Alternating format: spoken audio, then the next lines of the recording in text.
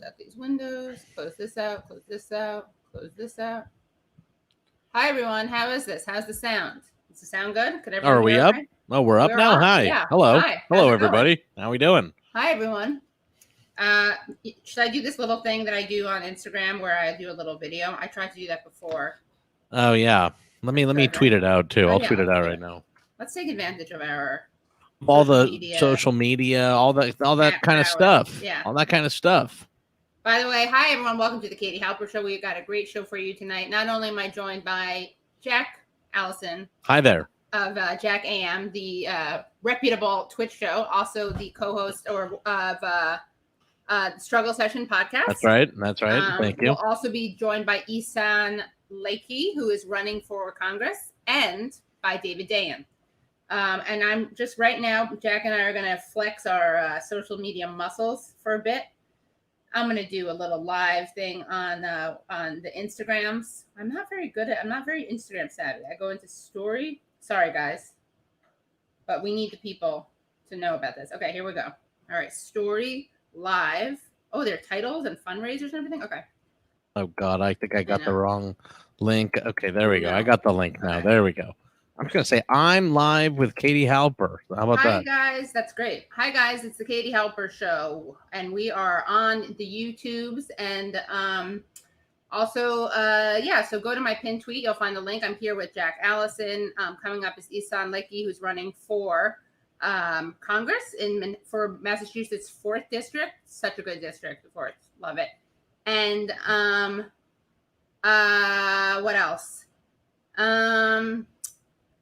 And then we have David Dayen, who's basically an expert in all things post office and is at the American Prospect.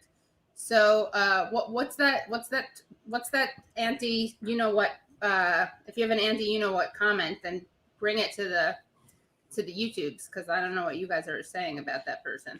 I'll just leave it at that. That's pretty wow. Yeah. Wow. Yeah, I brought it. All right. See you guys at the YouTube. Bye. All right. And you're very nasty, honey. Okay, bye-bye. What? That's weird. What the? Yeah. All right. I can't tell if that was like. Let me get the chat up here. I gotta get that up myself. Yeah. There we go. Okay. Okay. So I don't know. My show. Sorry, guys. This is like are we Zoomers? Are we Boomers? Are we Millennials? We're Millennials, right? I'm a millennial. I think that I came of age, at the turn of the millennium. My brain was about formed at 9/11, so I'm a millennial. Okay, that sounds a bit right. Yeah, I'm so bad at this stuff. I'm trying to anyway. All right, well, whatever. I thought I was doing a story, but I guess I wasn't. What? All I can do is tweet. Like I can't. I've tried to use Instagram. My wife uses Instagram. Right. I am actually, and Instagram is even for old people, but I am too old for Instagram. Like TikTok is beyond me, but Instagram is like even. I don't even know I don't understand how to use all this different shit in Instagram. I know TikTok. I literally don't understand how to use TikTok. Like I've tried. That's the sad thing. Oh wow. And I don't know what's happening. I get Snapchat. Wow. I just don't know. How's my sound, by the way? Is it okay? Sounds I have fine. AC running. That sounds fine. I have AC running too. And you know what? Even if the sound is not fine, it's got to stay on. It's too fucking hot over here. Yeah, it's too hot. Right. Would you rather us be miserable and schwitzing? I know. I'm like, what do you want me to say? I'm like, if you can hear the AC in the background, I'm sorry about that, but that's how it's gonna have to be. There it is. You can see it back there. I like to frame it in. I like to keep ACE framed in. I like to keep my friend ACE who keeps me. Well, that's what it's like the anthropomorphized nickname I made up for my air conditioner. It's like a character, ACE. I thought it was like a woke, like non-anti-Semitic, like BCE before. Oh no, you know what that stands for, by the way? Yeah. Well, but before Common Era, right? Yeah, okay. Not before Christ. Right, exactly. Although it's ironic because he's Jewish, but yeah, it is funny though that they still, even in the woke way, they still left it as the point when Christ died. They're like, the Common Era, of course, is still defined by the death of Christ. We'll leave it at that time, or whatever. Oh, you're right. BCE, before Common Era. I mean, shouldn't we get a new if we're gonna make like it's like the Common Era starts at 1900 or something like that. We should be at 100, ACE right now. Yeah, totally. Yeah, we should totally do that. It's a really good idea. That's how ingrained Christian culture is. See, this is why we got to go to metric years. We have to go to metric years. And the gold standard of years. Metric years are the gold standard of years, not to be confused with. It sounds like I'm talking in the next room. Okay, is it really bad? Hold on. Wow, you sound good to me. But is this better? That's better, guys? That's a lot better. A lot better. The problem is it's a pretty heavy thing, and I'm just holding it in my left hand, which will definitely not last for very long. For the desk, I'm on a kind of a vanity type of thing. Katie, you gotta get one of these mic arms. You gotta get a mic arm. All right, how bad is this, guys? Is it like really, really bad? Is this pre-show? It is room tone. It is room tone-ish. You can get room tone, like that. So should I try to shut off the? It's better. All right, whatever. I'm sorry. I don't know what to say, but I think people are here for the content, not the form. Am I right? This is not blockbuster filmmaking. Exactly. Go to Transformers if you really want to hear good audio. They got really good sound guys over there. Go watch Transformers if that's what you want. Yeah, go watch Transformers. Look, the Katie Halper show. Every now and then, people are like, it's a toss up. They don't know where to go. Yeah. They watch the Transformers. If you want really crisp, clear audio recorded by, the industry's best sound people, like that's going to be on, the Transformers movies. Yeah. But you want anything else, you just come here. And we come here. Yeah. Those are the two Sunday options. Yeah. So how was your week, by the way? How did you enjoy the DNC?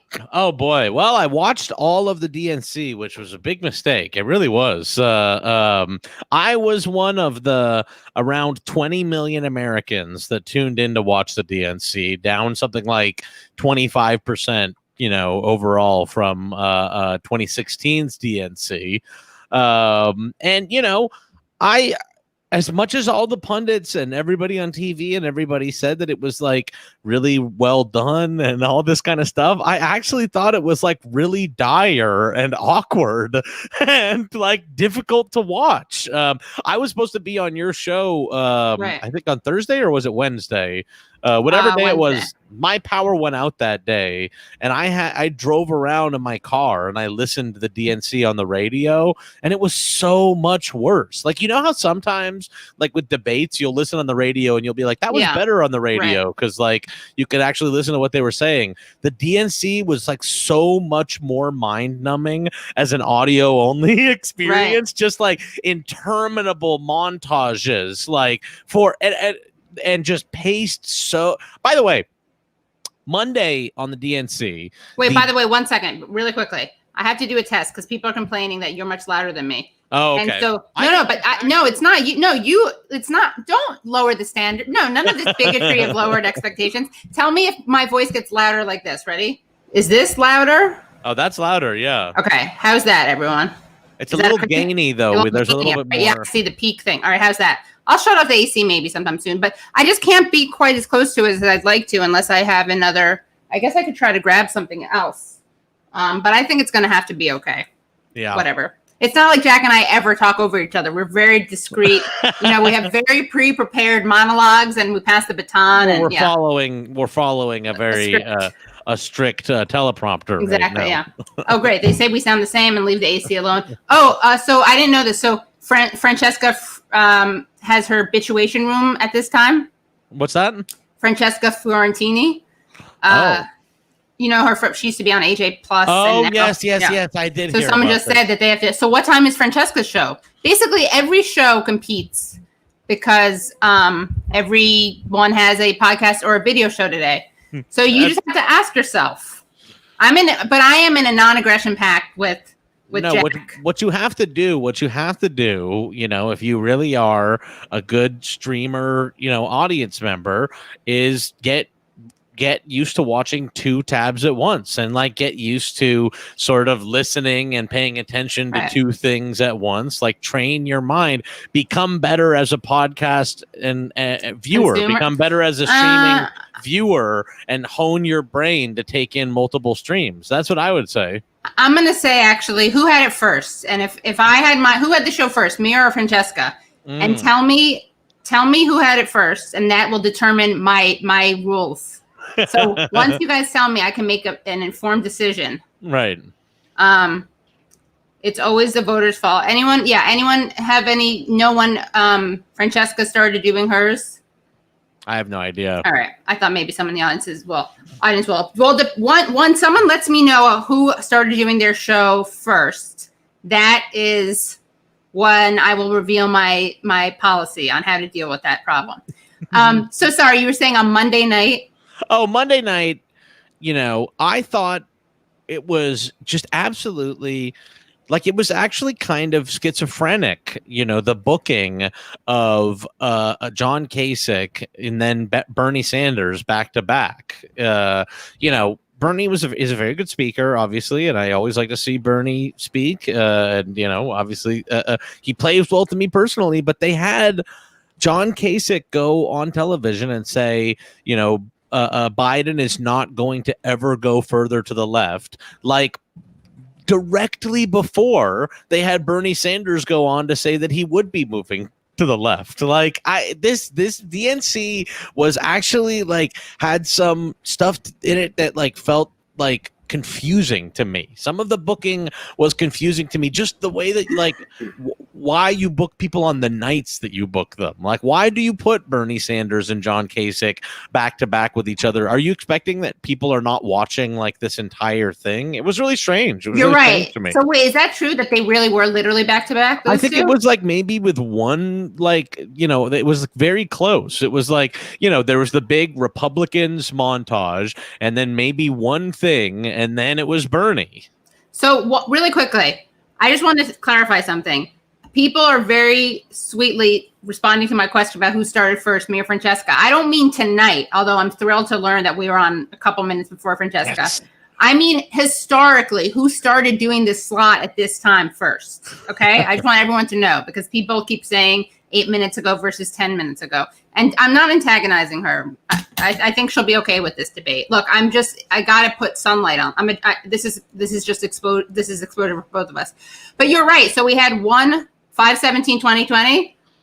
Okay. When did I start doing this? Oof. Someone should look on my thing. Tell me when my first thing was. You're about to lose every single viewer if you are a month behind. No, you haven't heard my theory yet on which one. All 400 people are gonna just immediately go over to the other. We're not even at 400. All right, we're about to get at 400. But we've been breaking records, guys. And also, speaking of records and breaking, I don't know. This Thursday, Matt Taibbi and I are going to once more. We did this last Thursday with the DNC with Biden's speech. We did a drinking game following, leading up to Biden's speech, and then we played that, and we're doing this again, but with Trump's. Oh boy! Could be a much darker. Could be a much grimmer night. I mean, I don't know. They're both pretty grim. They're both pretty grim. It's pretty grim. I think it'll be scarier. I don't know if I would say grimmer. I guess tonally, yeah, it will be more intentionally scary. But also, I would even argue that the DNC was kind of similarly just trying to point out and be scary about things without really ever talking about like anything that's going to be done. I actually think that like the RNC will also be scary, but they'll actually like say more. Now, these policies and ideas will not be like the right ones, but I actually think that they might say much more straightforward things. Yes. They might be more straightforward about what they plan to do, and it will all be really bad stuff. Right. And like build that wall. Yeah, build the wall, and they'll have tangible Muslim things ban. Say. Yeah, I felt watching the DNC, I agreed pretty often with all the descriptions of how bad things are and how bad things are getting and how much worse things could get. I did not hear what the plan is to alleviate any of it. Really, I really didn't. Well, we know what it's not. And here's what I love. This should be the DNC's like motto.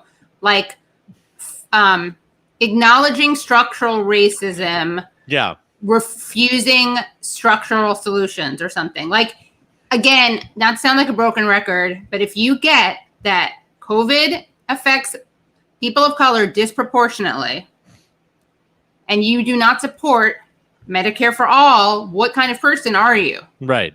You're just a person who's okay with the disproportionate racialist effect of COVID. Right, which is, really what this DNC was. And I think the RNC, like I said, will be similar. Like, I think they're even going to like point out a lot of the same problems and stuff like that. I thought this was very light on what they plan to do about anything. And I actually suspect it's because they don't plan to do anything. Simone Sanders was asked, like, what's going to be the first 100-day plan or something like that. And her answer was something like, wouldn't everybody like to know, or something like that. It was like some coy. I'm like, yeah, I actually do think everybody would like to know. Right. I think we would actually like to know. Well, this is a perfect transition because we're bringing on our first guest. And unlike a lot of the stuff that we've been talking about, this is a woman who actually does embrace progressive solutions. Great. We'll give her a few seconds to, do whatever she has to do. We'll get, maybe like 30 seconds so she can get comfortable. Cool. We like to give the Katie Halper show heads up. We call it the heads up. The heads up. This little application tells you can be put it in at any time, exactly. But that's the official heads up. Yeah, I don't know. The DNC was awkwardly cut, and was not appealing as a political event, and it sure was 8 hours long. It was very long. It was very, very, very long. Yeah. So with that, let's bring on to the show someone who actually does have a lot of great things to say and do. Hi, Issan. How are you? Hello. Hey, how you doing? What's going on? I've seen you in Massachusetts. Yes. This is Jack. Hi. Nice to meet you, Issan. Jack Allison, Issan Lakey. Thank you so much for coming on the show. And you are running a campaign, for people who don't know. She's running a campaign to replace Joe Kennedy, but you were prepared to run against Joe Kennedy. What was the thing that made you decide to throw your hat into the ring? Oh my gosh, Katie, it's been my whole life story. I grew up in very humble beginnings, daughter of a public school teacher and a farmer in Morocco. When I was only 13, I lost my father because we couldn't afford to treat his heart condition. We didn't have much, but we had the dream of living in a country that gives its people the basic necessities to live, the right to freedom of speech, freedom of identity, freedom of religion, shelter, healthcare, education, a good paying job, clean air and water. That's what we dreamed of. And that was my American dream. When I came here as a 20-year-old, I came with nothing. I had a little suitcase and nothing. And I immediately became an undocumented worker because I gotta eat, right? Mm-hmm. I gotta eat. I became, uninsured. I was paid poverty wages and faced sexual harassment and wage theft. And it really opened up my eyes on who truly gets to be part of that American dream in this country. That those who hoard the wealth at the top get to have it all. But the millions, the majority of the people in our country don't get to have the basic necessities to live. Mm-hmm. So I mopped those floors in the restaurants and vowed every day that I'm going to take down every oppressive system that stands between us and the America we believe in. I pushed myself through community college. I went to Boston University with the Women in Math Scholarship. And then I joined the Federal Reserve and became a Wall Street regulator. I was in the thick of it, in the post-2008 crisis, implementing the Dodd-Frank, holding accountable and fighting against the biggest banks in our country and in the world. You're talking Goldman Sachs, you're talking Morgan Stanley, etc. And I know their greed, and I know how they love to gamble with our economy and with our livelihood. And then they get a blank bailout check from our government, rewarding them for their bad behavior and leaving the working families without a shelter, and without food on the table. So I'm here to fight back. I'm here to fight harder.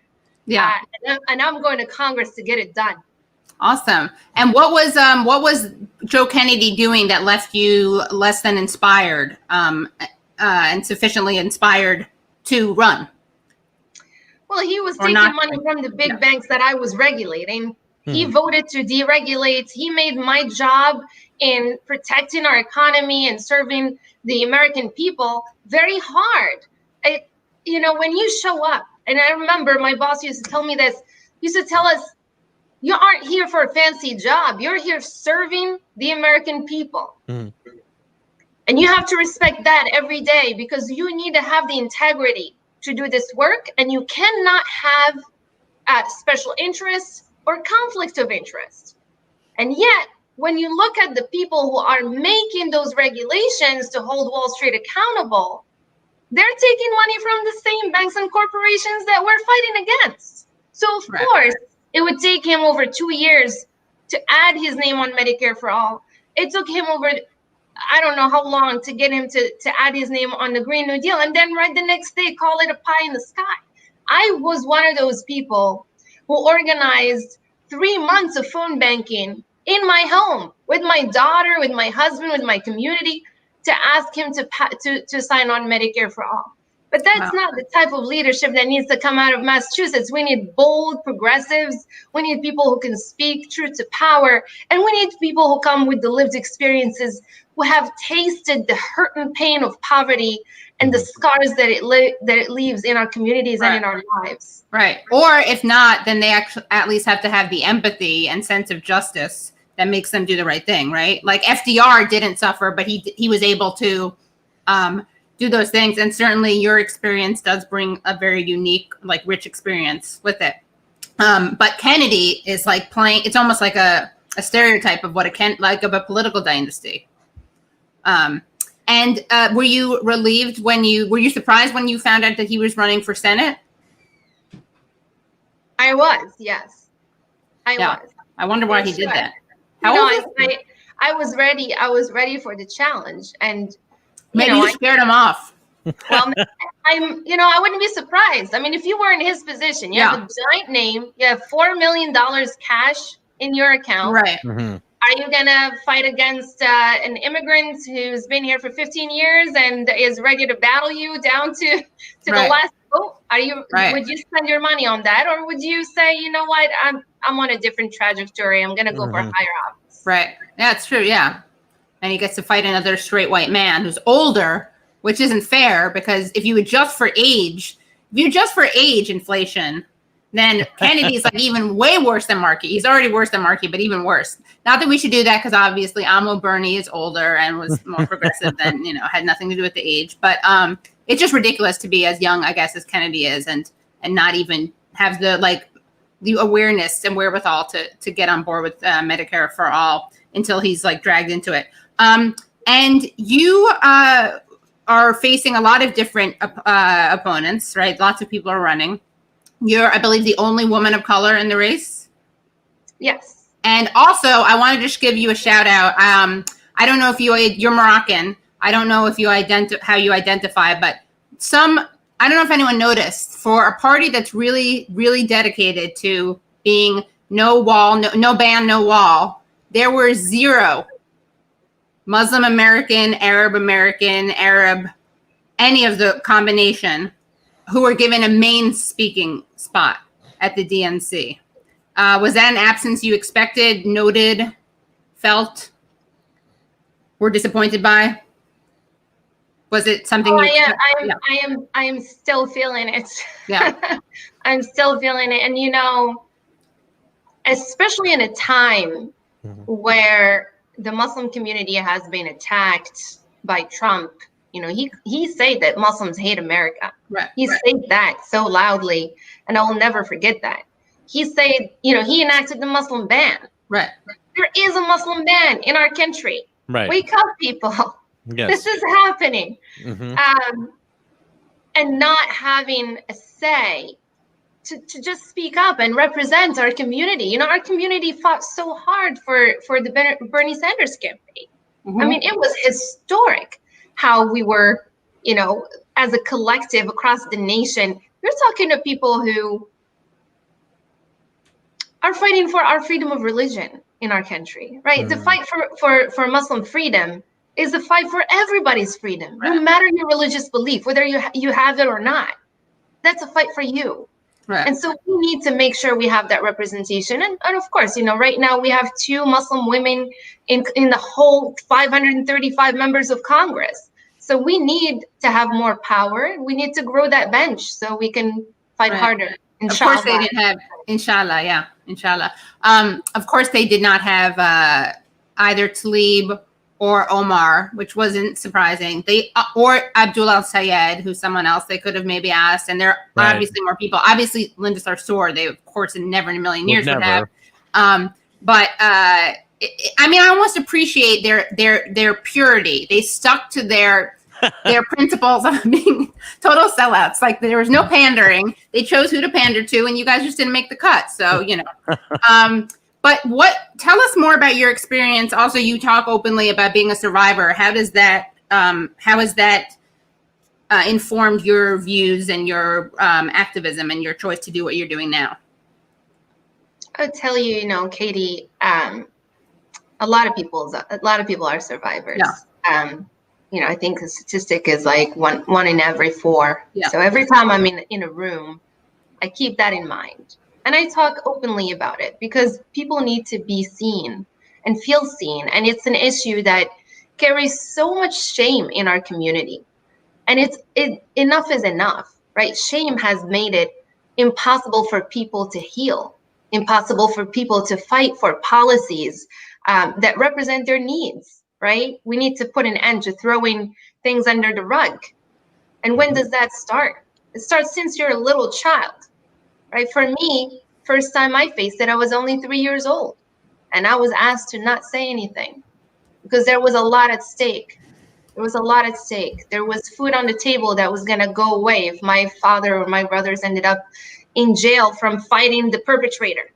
Right? So there are complications that come with poverty and with being people who are vulnerable, that when we are faced with injustice, we tend to not speak up because we fear that we're going to be the ones who end up not only victimized, but end up in jail. And we see that in our communities here a lot.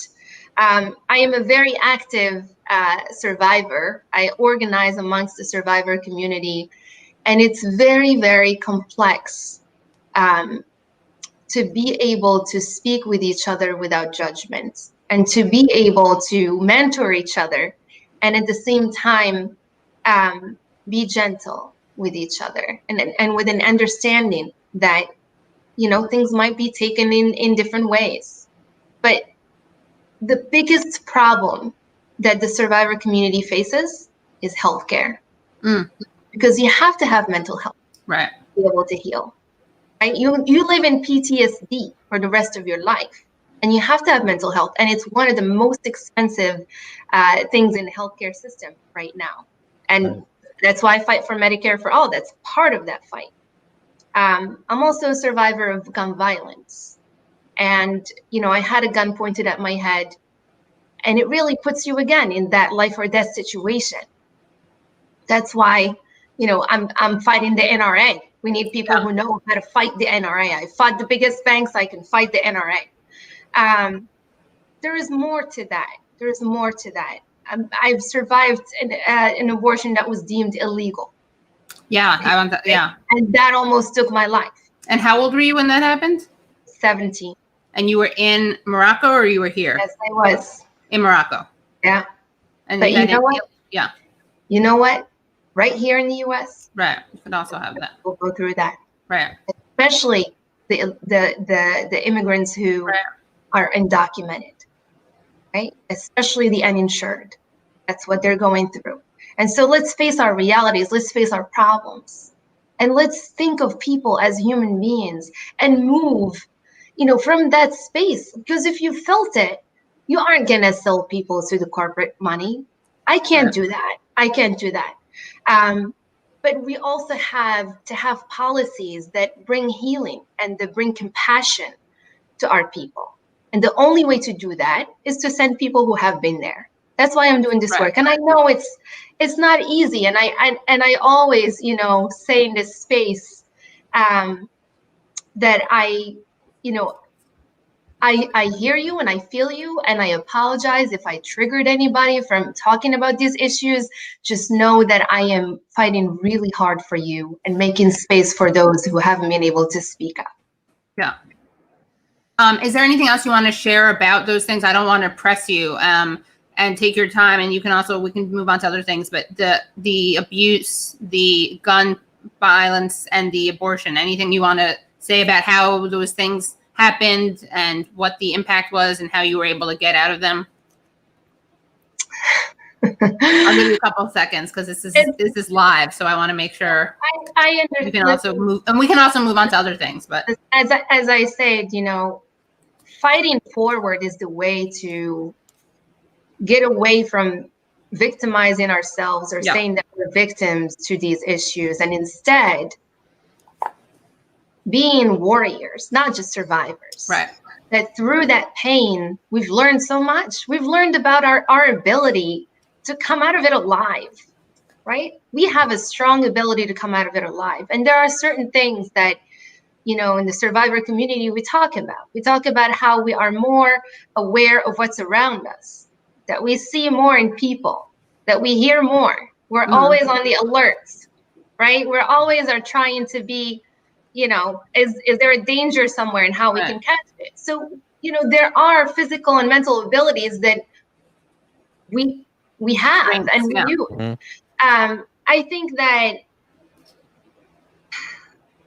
this is definitely a difficult subject. And for me, the only way out is the way through. Yeah.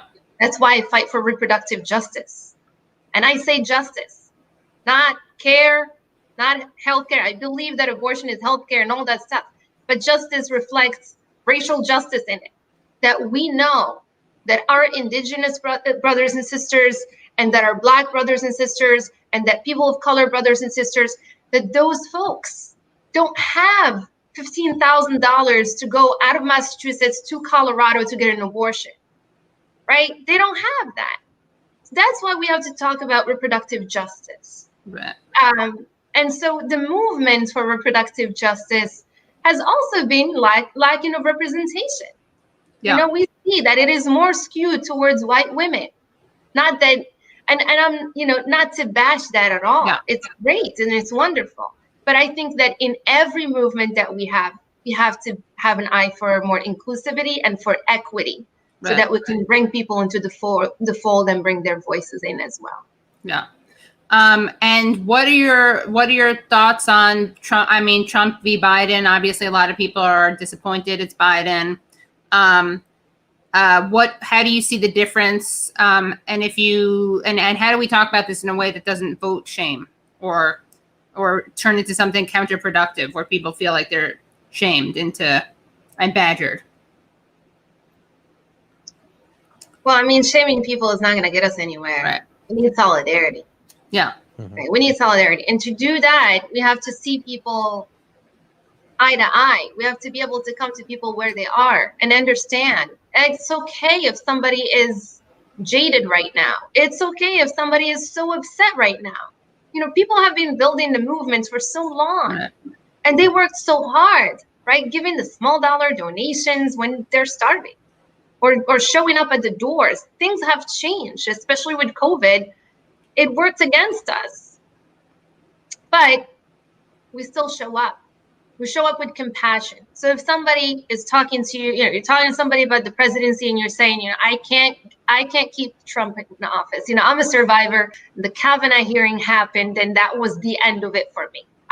Every patience I had was so done. And I was like, okay, nobody, I don't have somebody who's representing my needs as a survivor and my community's needs.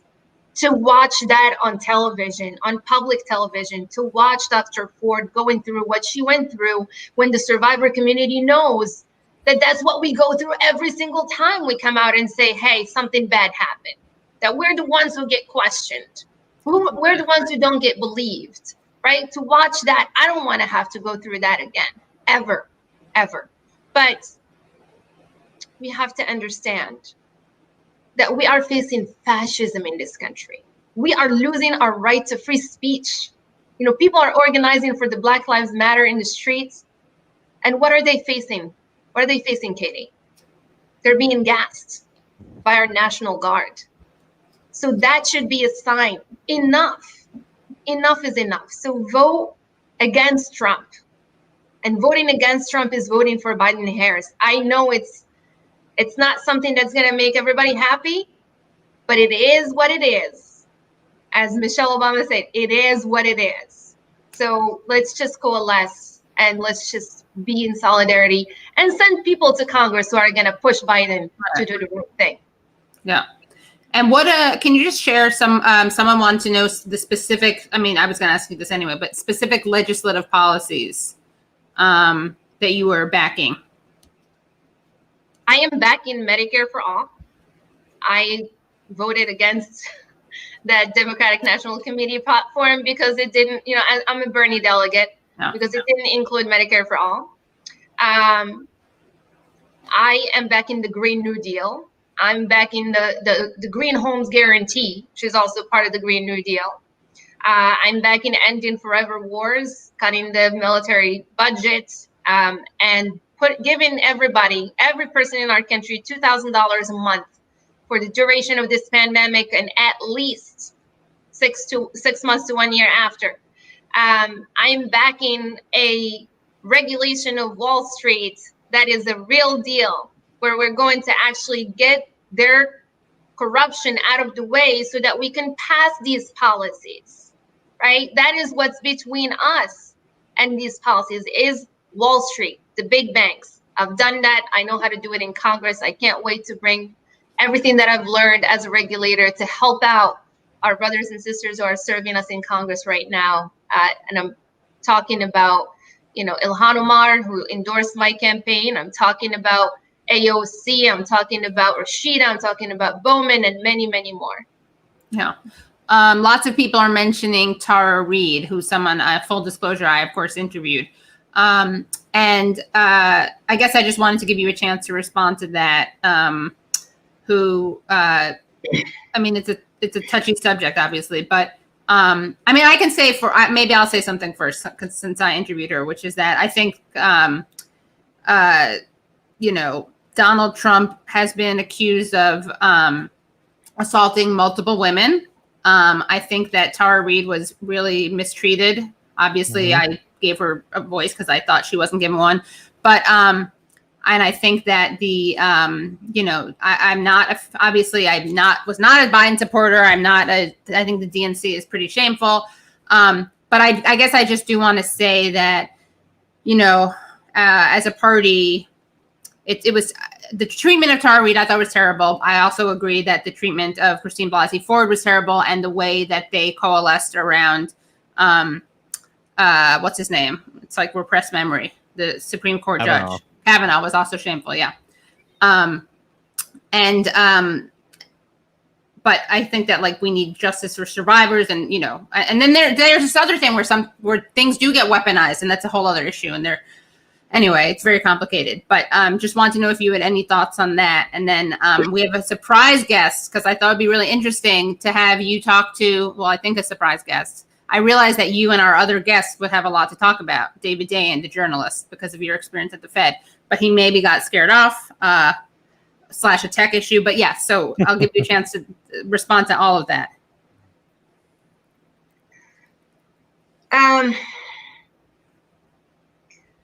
You know, I think that in our society, survivors are either silenced or tokenized. I think that we don't have a due process, that we don't have restorative justice, and we need to have that in our party.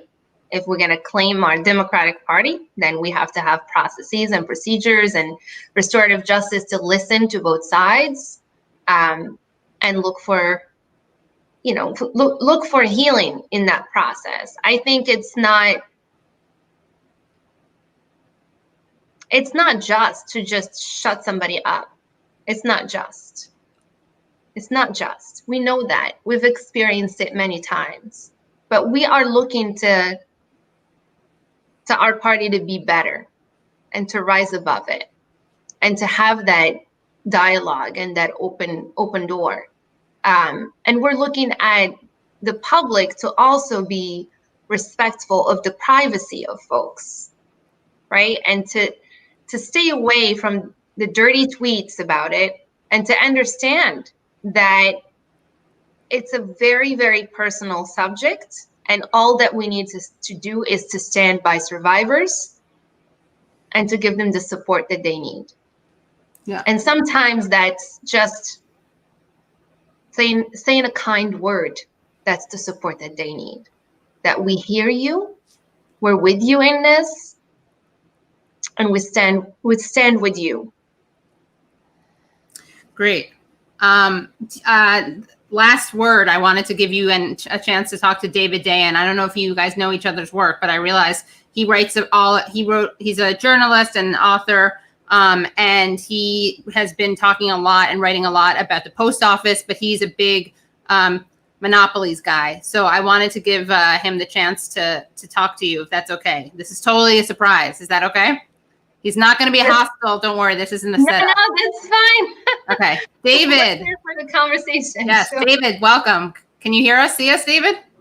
I realized I booked both of you, and I didn't realize the connection between the two of them. Can you hear us, David? Let's see. Looks like we lost him. All right. He wrote many books, but one of them is Monopolized: Life in the Age of Corporate Power. So I thought it would be a great combo. But it looks like maybe the powers that be just couldn't have the author of Monopolized and someone who worked for the Fed taking on corporate greed together. Or maybe they could. Are you there? Maybe they could. Maybe they could. We can hear you. Can you hear us? Hello? Hi, can you hear us? Hi. We're here. We can all hear you. You can't hear us? And we tested this before. Yeah, unfortunately, I'm here, but I'm not hearing anything. You can't hear us? We can hear you. Turn up the volume. Volume up. Do you like my... All right. Well, let's, this is the beauty of live, by the way.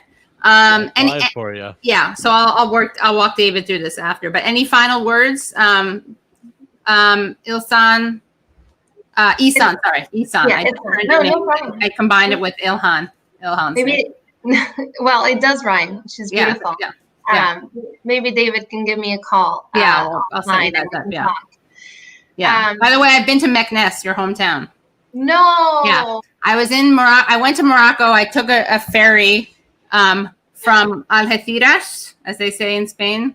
On the way back, I went to Algeciras. I guess we took a ferry, got off. We were in Tanger. I don't know whatever. I don't know what the real pronunciation is.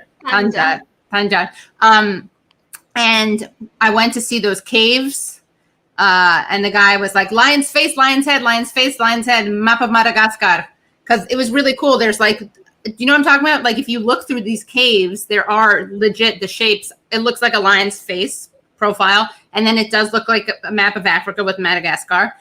And then we were on the train and we were going to Fez and Meknes. And we're on the train and this guy walks in. One guy walks in. He's like, you're going to, wait, which is closer to Tanger? Tanger? Is that how you say it? I don't know. Which is closer? Tanja. We say Tanja. Okay, yes, Tanja. Here. Sure.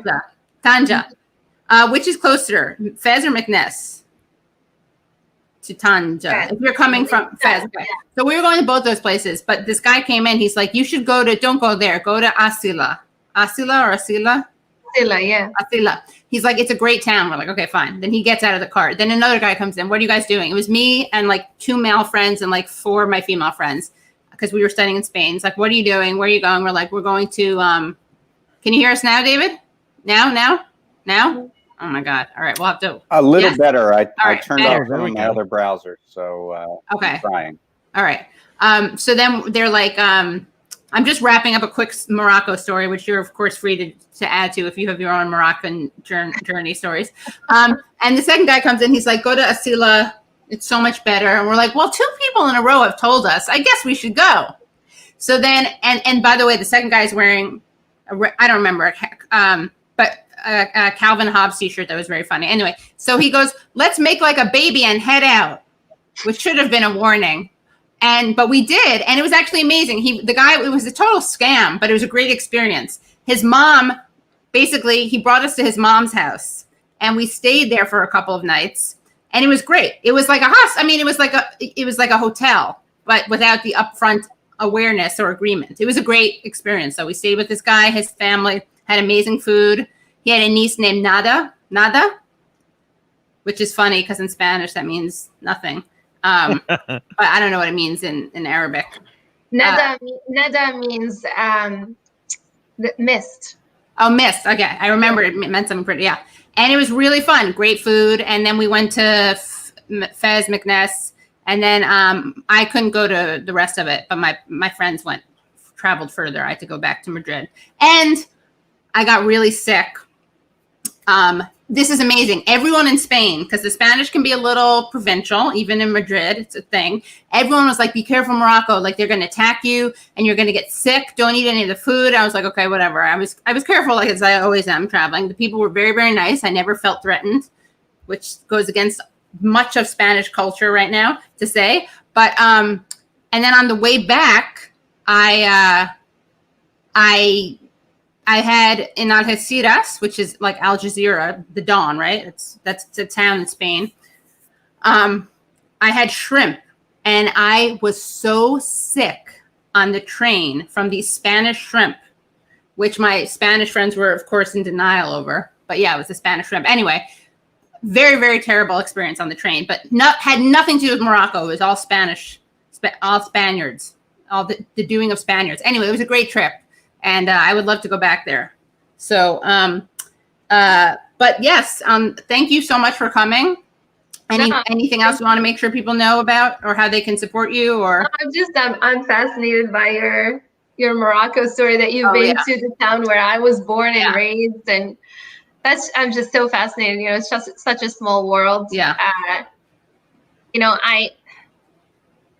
it's really amazing. You know, I didn't come from a big name or any political connections or wealth or anything. I mean, honestly, like, I was just, you know, your neighborhood girl comes out and plays a little in the street and then goes home and goes to school, comes back from school, like, you know, very day-to-day life, very normal day-to-day life. And I never really even wanted to have anything to do with politics either. You know, I grew up in a country where your vote doesn't really matter. So when I came here, I wanted nothing to do with politics and just wanted to, you know, live that life with dignity, do my thing, live in freedom, have my basic rights.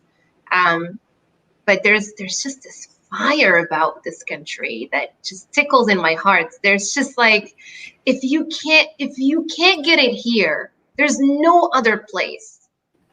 Okay, if you can't, here we can organize, we can show up in the streets, and we have to fight for that. We just have to fight for that right. We cannot let Trump take that away from us, because that's how we win as a people. That's how we have a voice as a people, is to be able to show up in the streets and to vote, and vote out those we don't like. Vote them out. Don't sit and agonize and complain. Organize and vote. And so I'm begging you that you vote on September 1st and vote for justice for all. Help us to get more votes, right? If you can donate, give. If you can't, get us more votes through making calls or sending texts. Join our team. Go on our website, ihssane.org, IHSSANE.org. Volunteer. We need you in this movement. We're not done. We're not done. This is just the beginning. And we have the big voice of Senator Bernie Sanders that we have to continue to shout out and beat that drum and win those seats one at a time. Don't wait until, you know, corrupt politicians and complacent politicians take the seats and then go fight them. This is low-hanging fruit. This is an open race. Just snatch it. Yeah. So join us in these last 9 days for the primary. If we win on September 1st, we win the seat. Yes. And what does your name mean, by the way? My name means to do good by the people. Really? Oh, wow. Yeah. Wow. That's a good, no wonder you feel the spirit. I had to embrace it. It was destined. Yeah. Thanks, Mom and Dad. Yeah. Wow. That's great. And how old is your daughter? My daughter is 8. Her name is Nora. That means, that's my mom's name. Wait, Nora or Noura? Nora. That's my mom's name. Oh my God, Katie. Yeah. Does that mean honor? Does it mean honor? What does it mean? It means light. It means Light. Okay. Yeah. I think in some, yeah. I don't know why David keeps going that, but yeah, Nora, yeah. Yeah, we have, where her dad is half Irish, half Jewish. He's also Muslim. Oh my God. Wait, he is a, ready for it? Potato famine latke. That's what I call Irish Jews, potato famine latkes. Because I didn't make, it's good, right? You guys can all use it. Because pizza bagels are Italian Jewish, but yeah, potato famine latkes. I grew up with a lot of those. Yeah, I have one of my best friends, Anna Arkin Gallagher. Yeah. Yeah, I know. I was saying that Nora is a name. Very Irish name. In all, it's Irish. His great name is Nora. It's also in the Jewish community, and it's in the Arab Muslim community. Oh, and okay, Muslim cool. Community as well. Yeah. Yeah. So maybe it means different things in different. Yeah. Well, thank you so much. This was great. Well, thank you for having me. I really wish you best of luck. Yeah. Yeah. Thank you. Really, your campaign is great. And Thank you. yeah. And your dog? Your dog? What? Benji. Benji. Great name. Yeah. All right. Yeah. He's a cutie. Yeah, he's very cute. He keeps us going. Yeah. When I'm out campaigning, Nora and my husband are petting the dog. Oh, okay. Good. Yeah. All right. Well, thank you again so much, and really best of luck. And I put your website there, and people can go to it. Again, it's ihssane.org. Yeah. Yeah. And say hi to David Dane from me. And I will. Yeah. I'll try to set you guys yeah. up on another. Yeah. We may have to do some tech stuff with him, walk through, but yeah. Okay. All right. Great. Thank you. Thanks for having me. Bye. Bye. Bye. That was great. Yeah, that was great. Good to talk to her. That's Great to talk to her, yeah. Interesting, very interesting person. Yeah, Benji is better than Bailey. That's right. Who said that? Where is that? I mean, this whole thing is like, I feel, where's the Benji is better than Biden thing? Benji is better than Biden, obviously. Katie and slow down? What? I don't know what people are saying. I really shouldn't look at these things. It's not good, which is not very democratic of me to say. No, I like looking at the chat, but you have to, it's a whole different way. Like you have to, you have to get used to it kind of. You have to get used to, people are going to and I don't even disagree. I don't even disagree with a lot of that stuff, obviously. You know what I mean? Yeah. It's like, it's just, some people are running for office. Yeah, exactly. Yeah. Look, that's really how I feel. I'm like, I love the chat and I agree with them. And I'm like, some people are running for office right now. You know what I'm saying? Yeah, we all have our different roles and lanes. And I wish it didn't have to be that way. Right. Me too. And you know what? We're creating that space. I think someone said I was co-opted already. I don't know why. By what? I think people were fucking around with. I think people were joking around. Well, it is. I mean, look, the Tara stuff is fucking hard to deal with and talk about. And like, I mean, look, for me, honestly, Katie, it's like, and you're in New York, it's like, the way I feel about it is this, and this is my real deal feeling about Biden and all this kind of stuff, is like, I understand and I actually do buy the harm reduction argument for voting for Biden. Right. I live in California, so I don't have to. I don't have to either. Yeah. Like, you know what I mean? Like, if I'm being real about it, like, we don't have to be like pretend and act like babies about like how elections work in America. Like, I actually don't have to do it. You know what I'm saying? So it's like, I actually like, and I will vote. I'm going to go vote on voting day because I vote for down ballot people. Like, there's stuff that I want to have happen locally, and I'm going to go and vote. You know what I'm saying? So it's like, I don't have to vote for Biden, and I'm not going to because I live in California and I don't live in a swing state. So it's like, I think that would probably be a harder decision, but I don't live in a swing state. And so I would not like presume to make that decision for anybody who does. So it's like, you know, if you think that you want to buy, if you want to buy the harm reduction argument, it's like, I buy it. It's all good. You know what I mean? I just happen to live in California, so it's easy for me. I don't have to compromise. I'm going to show up on election day and not vote for Biden. You know, people in swing states, I would never presume to fucking dictate to them what they should do, and they should make their own decision. That's what it is. Yeah. And no, and hey, David, you there? Yeah. Yay. Okay, great. Hey, there we are. Saying he wasn't no one was referring to Tara Reid when they said kidding around. Jack, as you can tell, takes this very seriously. He was referring to other people, but yeah. Oh, yeah. Anyway, well, David, welcome to the show. David, I think most people. Oh, wait, we already got a question for you, but David, welcome to the show. David is the author of Monopolies: Life in the Age of Corporate Power. Also is at the American Prospect, and is an expert in all things nerdy and finance-ish. Is that your official bio? Is that your blurb? That is my gift. Your bio? Yeah. So someone asked, Katie, can you ask Dave if we're going to get another $1,200 stimulus check before the end of the year? Oh, please. But we can move into that. Let's ease into that. Unless you'd like to start with that. Let's ease into that. We'll get back to that question. But can we just start off by talking about what you've been writing a lot about? You're a bit ahead of the curve on this one, the post office and what's happening there. Mm-hmm. Thank you. Yeah, sure. So as we've seen in the last month, anyone who gets mail, which is everyone, has noticed that things are a little slower at the U.S. Postal Service. We don't have to look at anecdotes. We actually have hard data now that right around the middle of July, on-time deliveries started to drop off a cliff. The Postal Service officials say that this is in part because of the pandemic, but of course the pandemic started in March, and why things would suddenly go bad in July doesn't make a lot of sense, unless you know that the Postal Service hired a new Postmaster General in June. His name is Louis DeJoy. He is a Trump administration donor. He was one of the head donors of the RNC in Charlotte that we're going to see coming out this week. He was one of the heads of the finance committee. And within weeks of him being appointed, and the way this happens is that the Postal Service has a board of governors. It's kind of like a board of directors of a company, and they hire the CEO, in this case, the Postmaster General. So what happened was, in about mid-July, he announced all these changes, these pretty dramatic changes to how the post office would run. And it included cutting overtime. It included ensuring that schedules were done very rigidly in terms of getting things from the processing plants into the mail trucks.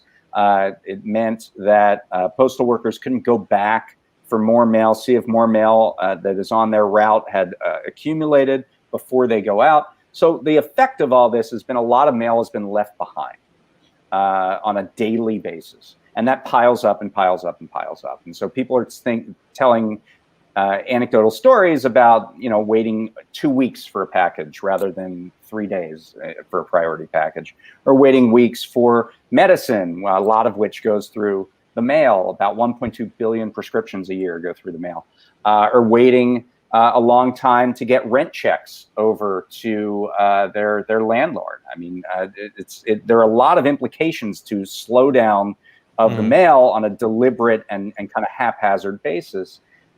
So obviously this was taken as taking on even for about 75 days out from an election. And this particular election, because of the pandemic, is going to feature a lot of voting by mail. That means the ballots coming out and getting to individuals, and individuals then mailing the ballots back to the election office.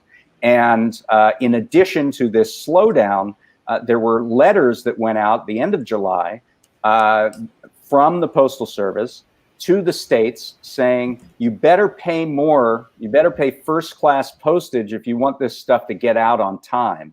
because if you send it the normal way that you send it, which is bulk mail, it's known as marketing mail officially, but it's essentially bulk mail. If you send it that way, it's going to take a lot longer and you might miss your deadlines, and this would be a big problem. So this seemed like a sort of extortion attempt of more money. The difference between bulk mail, marketing mail, and a first-class postage is almost 3 times as much. It goes from 20 cents to 55 cents per piece. So, this seemingly was a way to induce states to say we can't afford to send out ballots and throw up hurdles to voting. And then the more conspiratorial have said that the slowdown itself will cause this mass disenfranchisement. So you throw all these things together, and then what we learned this past week is that someone who is the vice chair of this board of governors, this guy named David Williams, he testified in front of the Progressive Caucus. And what he said was that Steven Mnuchin, who is the Treasury Secretary, had a very keen interest in the operation of the Postal Service. He was bringing members of the Board of Governors into his office and berating them for not taking his advice. He was giving them orders. This was effectively one agency of the federal government telling another agency what to do. Wow. And Mnuchin had some leverage. And the leverage that he had was the Treasury lends money to the Postal Service. Treasury is essentially the Postal Service's banker. The Postal Service has a line of credit with Treasury, and in the CARES Act, they actually got an additional $10 billion in that lending authority. And Mnuchin, it seems, was trying to leverage this banking relationship in order to force concessions on the Postal Service. So now put all these things together. Mnuchin is trying to strong arm the Board of Governors to make these operational changes, which included pay, it included changes to the operation structure, and included hiring. Then this guy who's a Trump donor gets hired after Mnuchin is working to try to force these changes at the Postal Service. The guy that gets hired, Louis DeJoy, starts making the changes that Mnuchin is asking for. And this is all happening right before an election at a time in which tensions are very high and we're going to need the Postal Service as essential infrastructure. So put all those things together, and it's not hard to come to a conclusion that in addition to the longtime conservative goal of privatization, there was a secondary goal of mucking up the election. Mm-hmm.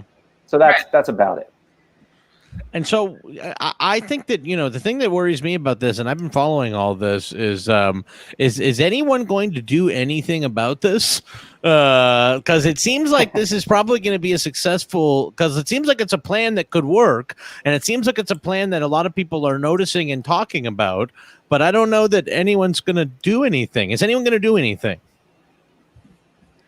Well, there are things being done. I mean, Democrats have pretty strongly come out against this. I mean, the Postal Service is not just essential infrastructure for Democrats; it's essential infrastructure for the whole nation, and it's even more important, arguably, in rural areas where people are represented by Republicans. Mm-hmm. So the Democrats have been extremely vocal about this. They held a hearing, this Progressive Caucus hearing, where they got this sort of bombshell information out of the vice chair.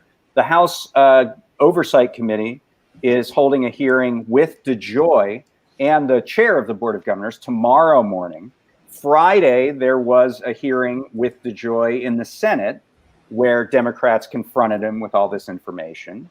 DeJoy reversed, or said to reverse. I shouldn't say that he reversed it. He claimed to reverse a lot of these measures that was causing the delay in mail service. He claimed to reverse a lot of them last week on Tuesday. And he also said in the hearing on Friday that he would treat any election-related materials as if it was first-class mail. In other words, the states don't have to pay 3 times as much to get those ballots out. So I would say that there's a lot of backtracking going on at the Postal Service. I think the administration and certainly DeJoy thought that they could just sort of implement this and say, what are you going to do about it? But there was a lot of pressure that was put on. Now, verifying that he's going to agree to the things that he said that he's going to do, that's the challenge now for Democrats. But I do think that sort of the momentum is on the side of those who want to see the Postal Service actually work. Were you surprised by his rhetoric, or did you expect that? Well, I mean, I think he was surprised by how much pushback he would get. Right. I mean, this, it's not often that Democrats do a full court press like this, right? Where they're in the media and they're getting front page news and they're doing hearings. They actually came in yesterday off of their vacation to vote legislation that says that all operational measures must go back to what they were on January 1st of this year. And it also added $25 billion in extra funding as a grant, not as a loan that Mnuchin can leverage. So I don't know that the Senate is going to pass that, but it did actually get 26 Republican votes on that bill. So there is at least some hope that there are Republicans who also want to see the post office function, particularly those who are facing re-election. And it's not a good look for an incumbent president to have the thing that consumers touch that's government related the most suck. It's not. That's not exactly. That's not exactly a good look for the incumbent. I think he was surprised by the pushback, and that's why he's backtracking. But a lot of verification has to be done as to whether those claims turn into reality. Yeah. Yeah, it was a pretty. I mean, I'm so used to the Dems like flipping out about things that they shouldn't be while ignoring the things they should be flipping out over. But this was kind of a nice change of pace, I thought. And by the way, the reason damn them same phrase, I'm sorry. No, keep going. The reason why we should be flipping out about this isn't just because of the election. Right. The reason why we should be flipping out about this is because the Postal Service is essential infrastructure for the nation. I mean, if people don't get their prescriptions, it's the what infrastructure for the nation? You just cut out for a second. Yeah, it's essential infrastructure. I mean, if people don't get their prescriptions on time and they die, that's as big a problem. If people send in their rent check and their landlord doesn't get it and they get evicted from their home, that's a big deal. So, this is important because it's critical infrastructure for the nation. It's not. It's obviously important in the context of the election too. Although there are other things people can do. Send their vote once they fill out their ballot. Send it to a drop box if they have that ability, which bypasses the Postal Service, or hand it right in at their polling place. There are some other things that could be done that bypass the Postal Service and may help. But in theory, there is no reason why the Postal Service shouldn't be able to handle election mail. I mean, there are 153 million voters in the United States. Not all of them are going to vote, and not all of them who vote are going to vote by mail. Let's say half of them do. Let's say half of the country votes by mail in this next election. That would be a ton. But let's just say it. Let's say 75 million ballots have to be sent in. The post office delivers 472 million pieces of mail every day. 75 million ballots over the course of a month is nothing. It's not going to do anything unless we're in a situation where the mail is just deliberately being slowed down. Right. So the problem is what there's to fix is the mail from being deliberately slowed down for a variety of reasons, but also because of the election. And can you talk about the history of this move to privatize or bankrupt the post office and the role that both Democrats and Republicans had in this? Yeah, I mean, that's I think the real end goal here, and maybe was initially the end goal before the pandemic caused this situation where suddenly the post office was an important election center. Treasury came out last year with a task force document about the future of the Postal Service, which came right up to the edge of saying we should privatize it, and then came up with a whole bunch of ideas and ways in which that privatization would be carried out. Certainly, Republicans have been on board for privatization for a long, long time. Under Obama, the Postal Service was at best neglected. At worst, it was put in a position where it wouldn't succeed. Under Bush, in 2006, there was a bill called the Postal Accountability and Enhancement Act, which was a bipartisan bill that passed that included a number of measures that are crippling the Postal Service today. And the whole point of crippling the Postal Service is so that you pave the way sort of for privatization and open competition between the Postal Service and FedEx and UPS, its private competitor.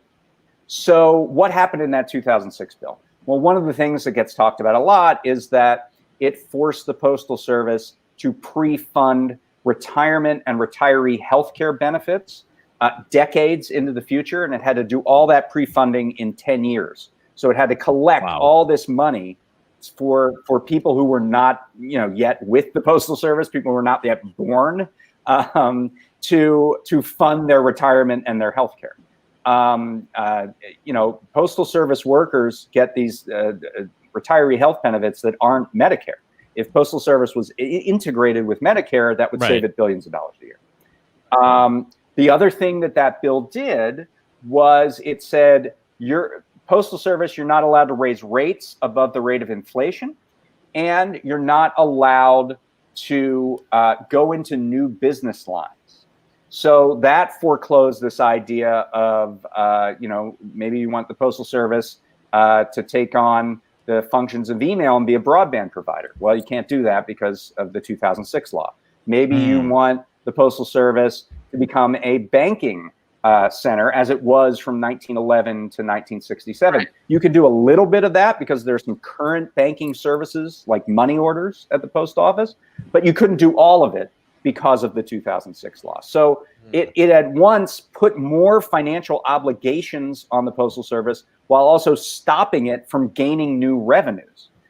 So this was sort of a devil's bargain. This was a way of degrading the Postal Service. And if you look at what has happened since then, obviously the use of email, the use of online bill pay has lowered volumes at the Postal Service. But in addition to that, the consequences of the 2006 law account for a large percentage, if not all in some years, of the losses that the Postal Service has taken. Right. And so you hear about, the Postal Service is a basket case, it's all in debt. A lot of that is due to the 2006 law. And a lot of it would be remedied with a few different steps. One being ending the pre-funding requirement, one being allowing this money that's being saved for future retiree benefits to be invested in something other than treasury bonds, which don't yield anything. And another would be allowing the Postal Service to go into new business lines. So if you did all that, you could probably solve a lot of the problems financially, the long-term financial problems of the Postal Service. But that wasn't the goal of the law. The goal of the law was to degrade the Postal Service and pave the way for privatization. Right. Now what was this route? Some people were trying to blame Bernie Sanders for this. Did you see this online? There was a Twitter thing where trying to blame Bernie Sanders. Yes. Jason Johnson. Yeah. That's nonsense. That's total nonsense. So can you break that down? I'll explain. So, thank you. The issue was this. So as I said, President Obama had at best a neglect of the Postal Service. He kept a lot of vacancies on this Board of Governors, which is this governing body that selects the Postmaster General. By the end of his tenure, there was, I think, one person left on the Board of Governors. Right. It's a 9-member board. And so by 2014, there were a bunch of vacancies. Obama put in various people to fill those vacancies. some of them, this is the case in a lot of agency panels and commission multi-member boards, is that you have to have some Democrats and some Republicans. So usually the majority is the number you can have, let's say it's a 9-person panel, you can have 5 of the president's party and 4 from the opposite party. So some of the, and usually who decides who those opposite party members are the Senate leader from the opposite party. So in this case, Mitch McConnell. So Mitch McConnell put up a bunch of privatizers to be on this board. And Obama's people were not all uniformly that great either. But Sanders was focused on those specific people that McConnell put on the board. And they had a clear preference to privatize the Postal Service. And so he put a hold on those appointments. Now, what Jason Johnson and Marcos are saying is, well, they were all going to go together. And so if you put a hold on the Republicans, you also leave the Democrats off. And that means there were all these vacancies and Trump got to fill these vacancies. So here's why that's wrong for a few different reasons. Number one, if Harry Reid really wanted, because this started in 2014, if Harry Reid really wanted to break that hold, he could have at any time. He could have just said, all right, we're going to put a vote to it. And if we get 60 votes for all these people, we'll go forward. So, I mean, while Sanders was doing something at the behest of postal unions, it wasn't a foolproof thing. He's one person. He couldn't have stopped it completely by himself. That's number one. Number two, and this is the more important thing, it would not have mattered 3 years later into the Trump administration if Sanders allowed those members to be on the board. What happens is that one member, at least one member, they serve 7-year terms. So the board drops off at least one member every year. And Trump would have had the ability to fill those positions every year, which means Trump would have had the majority on the board anyway, no matter what Obama would have been able to do.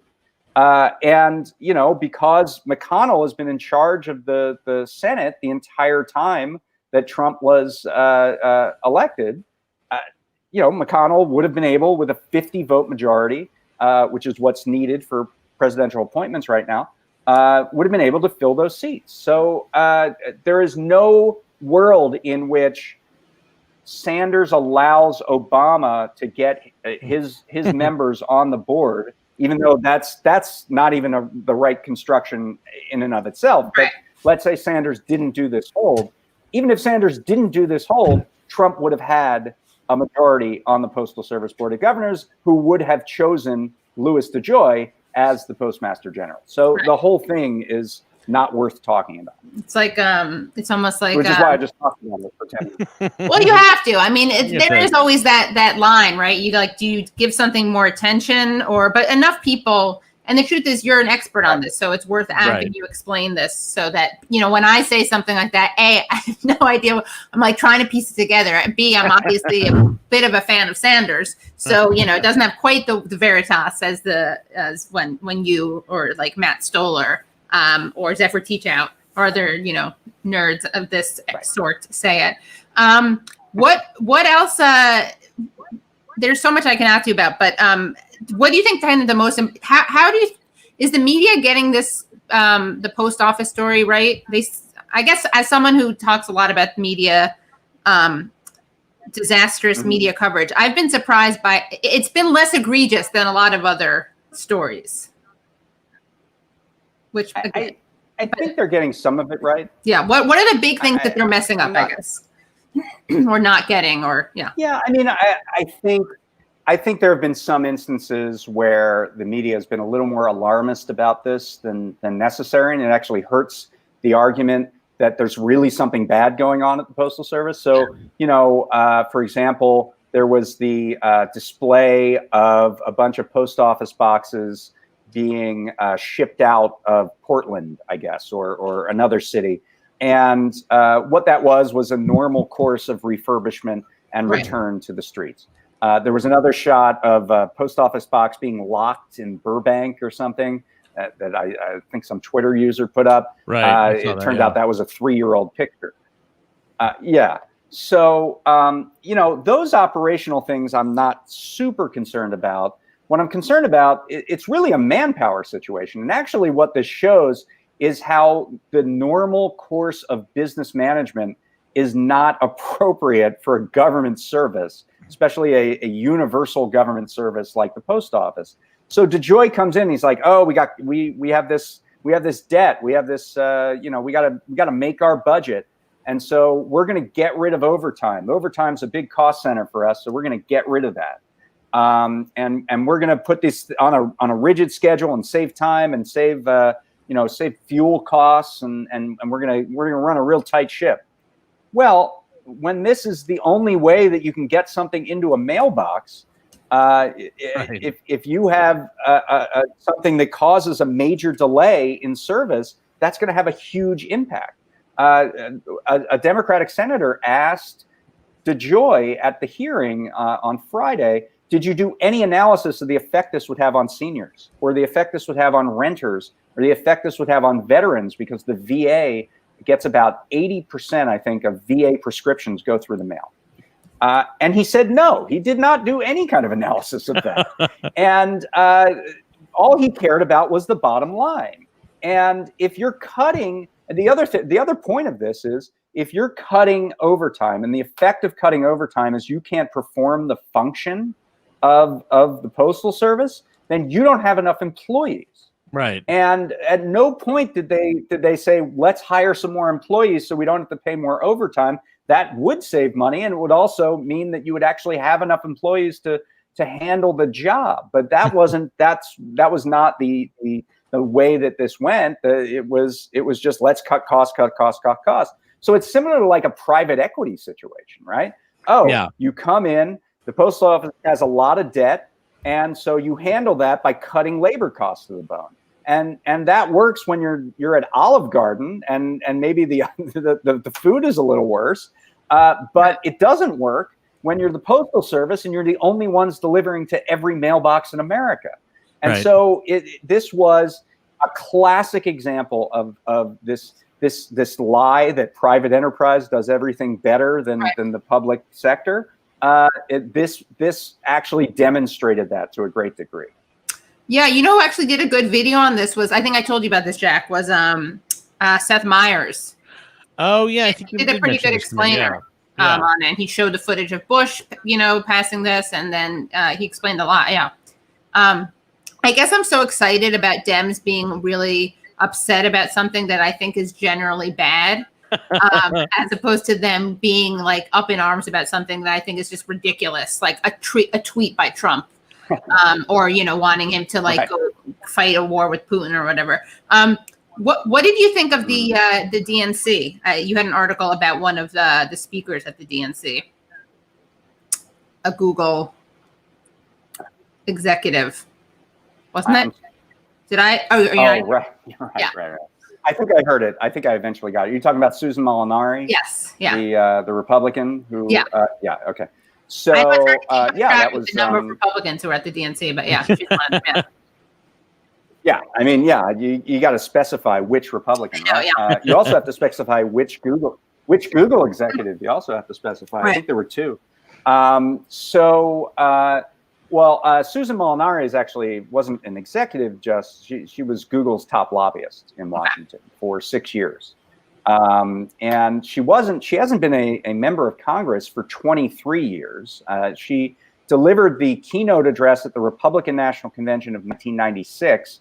And then the next year, mysteriously left government and got a lobbying job, and has been a lobbyist ever since. How mysterious! For 23 years, and was the top lobbyist at Google for 6 years during the second term of the Obama administration. At which time, I did a piece for The Intercept several years ago at the end of the Obama administration about. You see? No. Who did that? You start poking the bear. If you mention The Intercept, then the NSA immediately. The NSA comes in, right? Or Google. Who did it? I don't know who did it. Was that because you mentioned the Intercept, or is going after Google? No, there we go. There we go. Well, Google, because we called it out, Jack. We called it out, and Google was scared. They knew that we were exposing them for cracking down on your free speech. Can you expose people slightly a little bit less so you don't get disconnected, if you don't mind? I will try. By the way, I deeply appreciate the work of all of our friends in Silicon Valley. Yes. I think they're just terrific. So yeah, I don't know where I left off, but I did this piece for The Intercept about 4 years ago about how the members of Google and the Obama administration met at least once a week for every year of his presidency. And there were about 250 various individuals who either went from Google to government or government to Google. And this was during the time that Susan Molinari was the top lobbyist.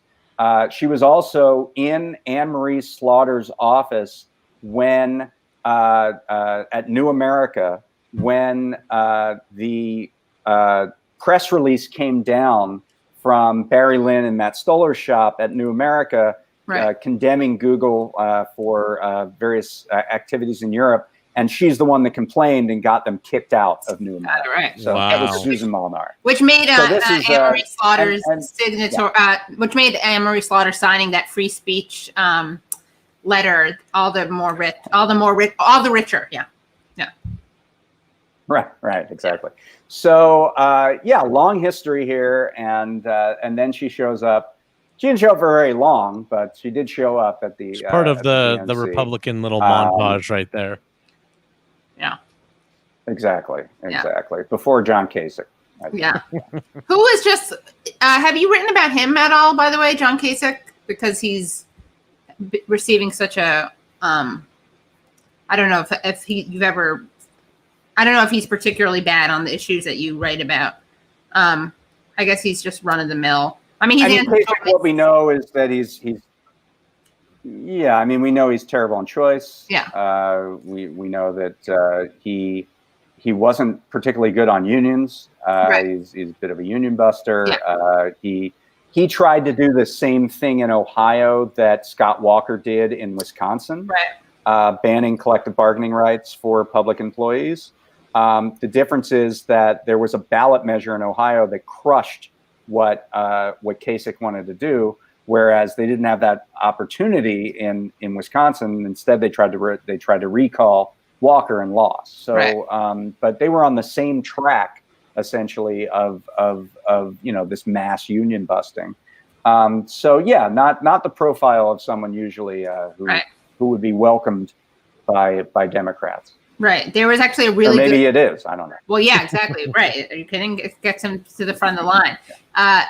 Real Time with Bill Maher had actually a pretty good interview with a great combination, actually, Reverend William Barber and Thomas Frank. Mm-hmm. And it was right after Maher had interviewed Kasich.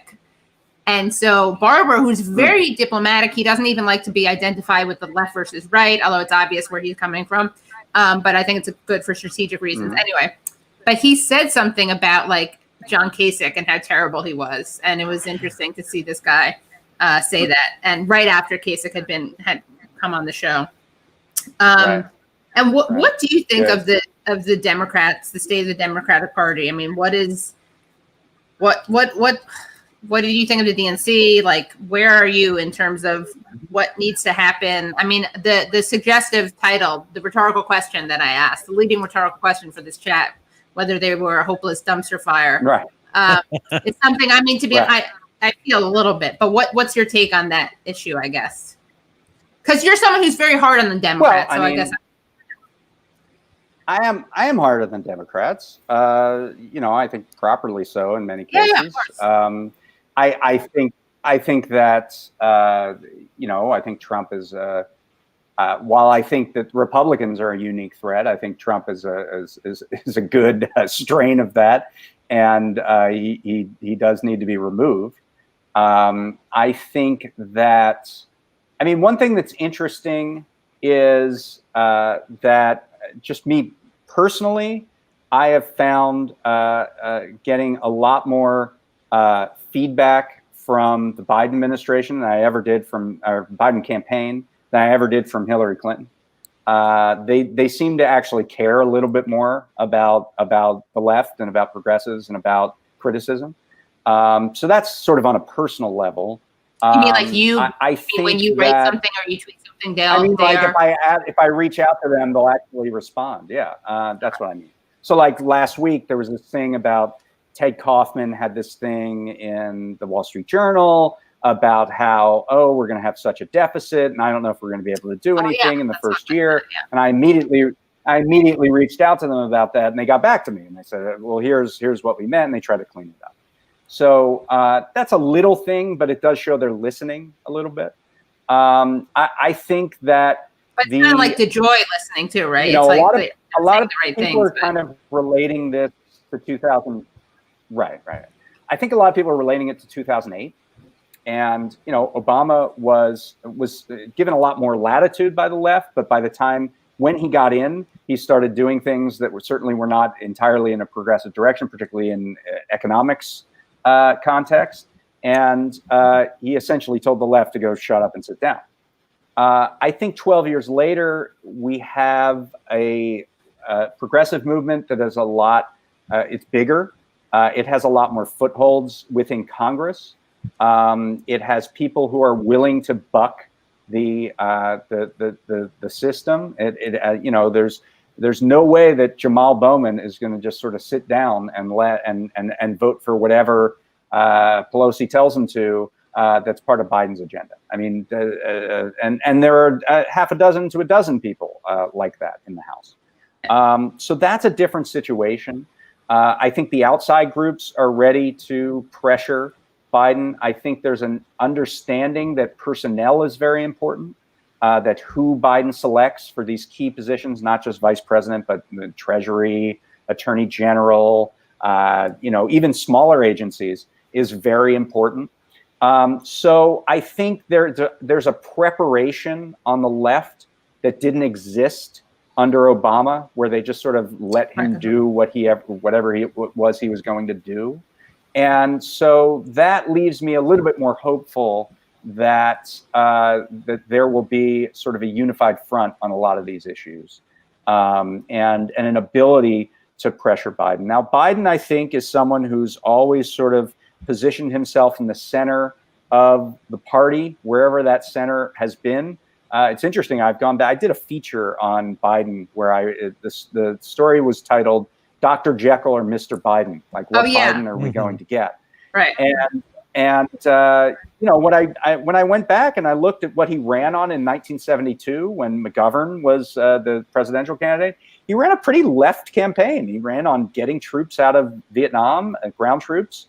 He ran on a fairly leftish side of the issues of that day. Then he came into Congress. He became much more centrist during the DLC days of the 80s and 90s. As vice president, he just sort of went along with Obama's program, but he got out in front of him a couple times, like on gay marriage. And in this campaign, he de-emphasized policy entirely, but he has moved on climate a little bit, although there was a setback during the DNC with the platform and fossil fuel subsidies. He's moved a little bit on union policy. He's moved a little bit on other, things around colleges, affordability and student debt and things like that.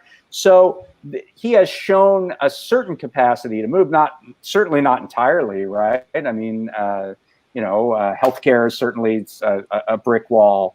Marijuana policy, weirdly, is something where he won't submit or agree to legalization. But there has been some movement here and there, and in a way that I feel like I haven't seen with him in the past. So he wants to run a big coalition and keep everybody happy, and you can only do that for so long.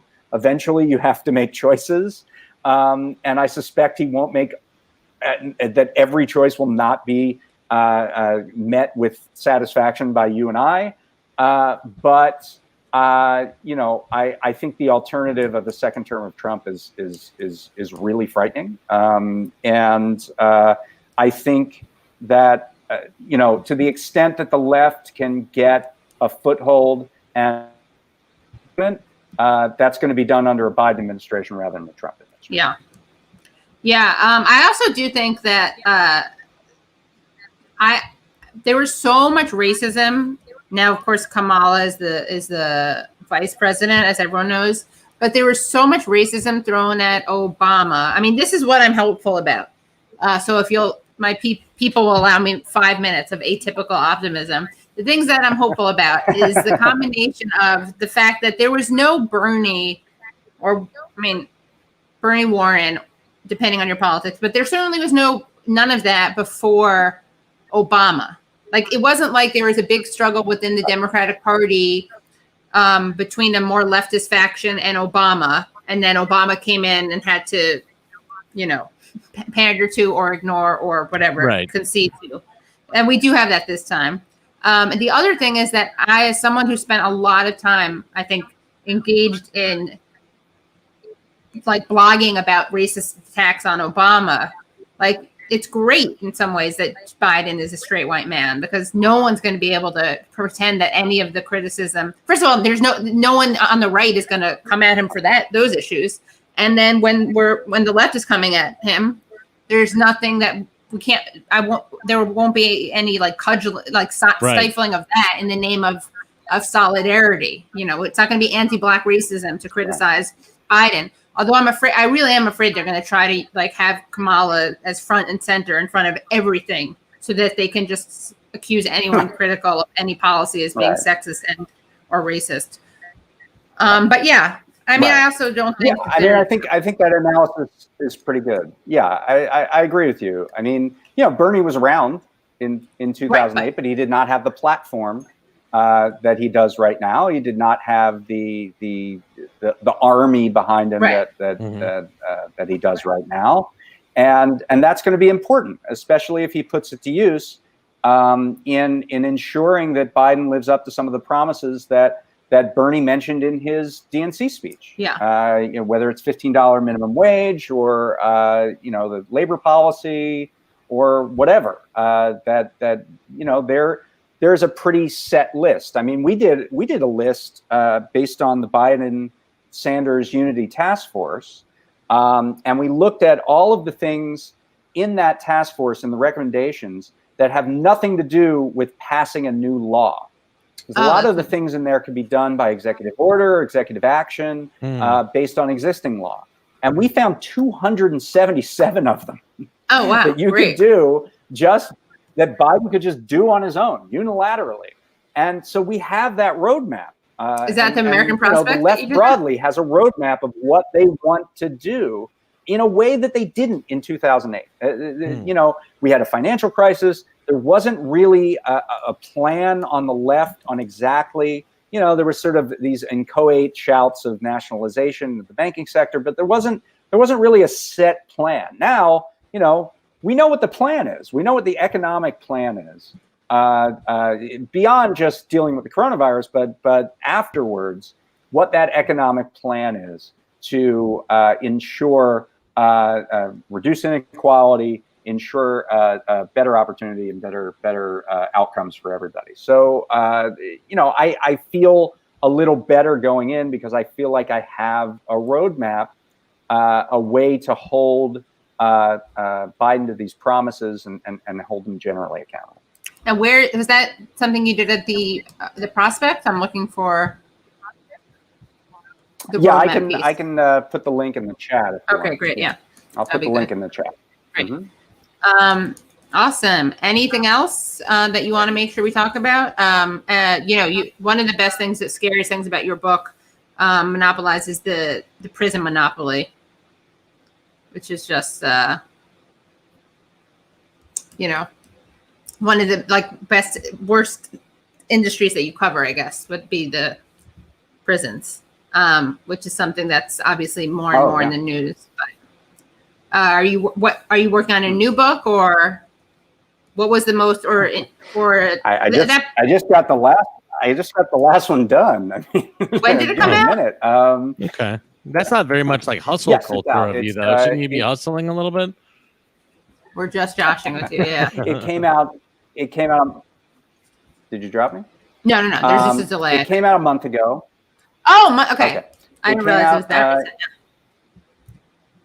Yeah, there you go. It came out in July, and it's called Monopolies: Life in the Age of Corporate Power, and it covers, each chapter covers a different sector of the economy, and it really goes out and talks to people about how corporate power is affecting them on a daily basis. And I think that nowhere do you see this effect more profoundly than in the prison system, where you literally have a captive audience, people with no choices in it for what they for their food, for their phone service, for their internet service, for their banking service. All of that is at the discretion of the corrections facility and the usually single sole source contract that they have with a subcontractor who provides those services. And those services are typically very bad, very exploitative, very costly. Particularly, that burden falls on prisoners and their families, who we know are, in general, very low income. Right. So what I focused on in that chapter was phone services and really communication services, and the ways in which not only is it exploited through just high costs, but there are all these ways in which the service is made the only thing that you can use. So, for example, in many facilities, corrections facilities across the country, greeting cards have been banned because there's this claim that you can put fentanyl in the greeting card or something. But you can send e-cards. And for the e-cards, you have to pay, because prisoners are the only people in America that have to put a stamp on their email. Jeez. So it's like a 30-cent e-card. Good Lord. There is another place that's banned the bringing in of books into a facility, again, for contraband reasons. But there's ebooks on these tablets that you can buy, and the ebooks are very, very expensive, but it's the only thing you can get if you want a book. And then I think the worst part of this is this move towards video visitation. So in a lot of particularly county lockups and jails, they have banned in-person visitation. But they say, well, you can do this video chat visitation, which, you get the idea that it's like Skype, but it's not. It's terrible. It's usually one camera that's wall mounted in the middle of the prison, where you can hear bars banging and people are walking by. It's usually in a fixed position. So the title of that chapter is based on this. I talked to a guy he's prisoner, and he's like 5'4", and the way that the camera is situated, it's angled up, and he's been doing this for 2 years with his family, the video visitation, and you can only see the top of his head.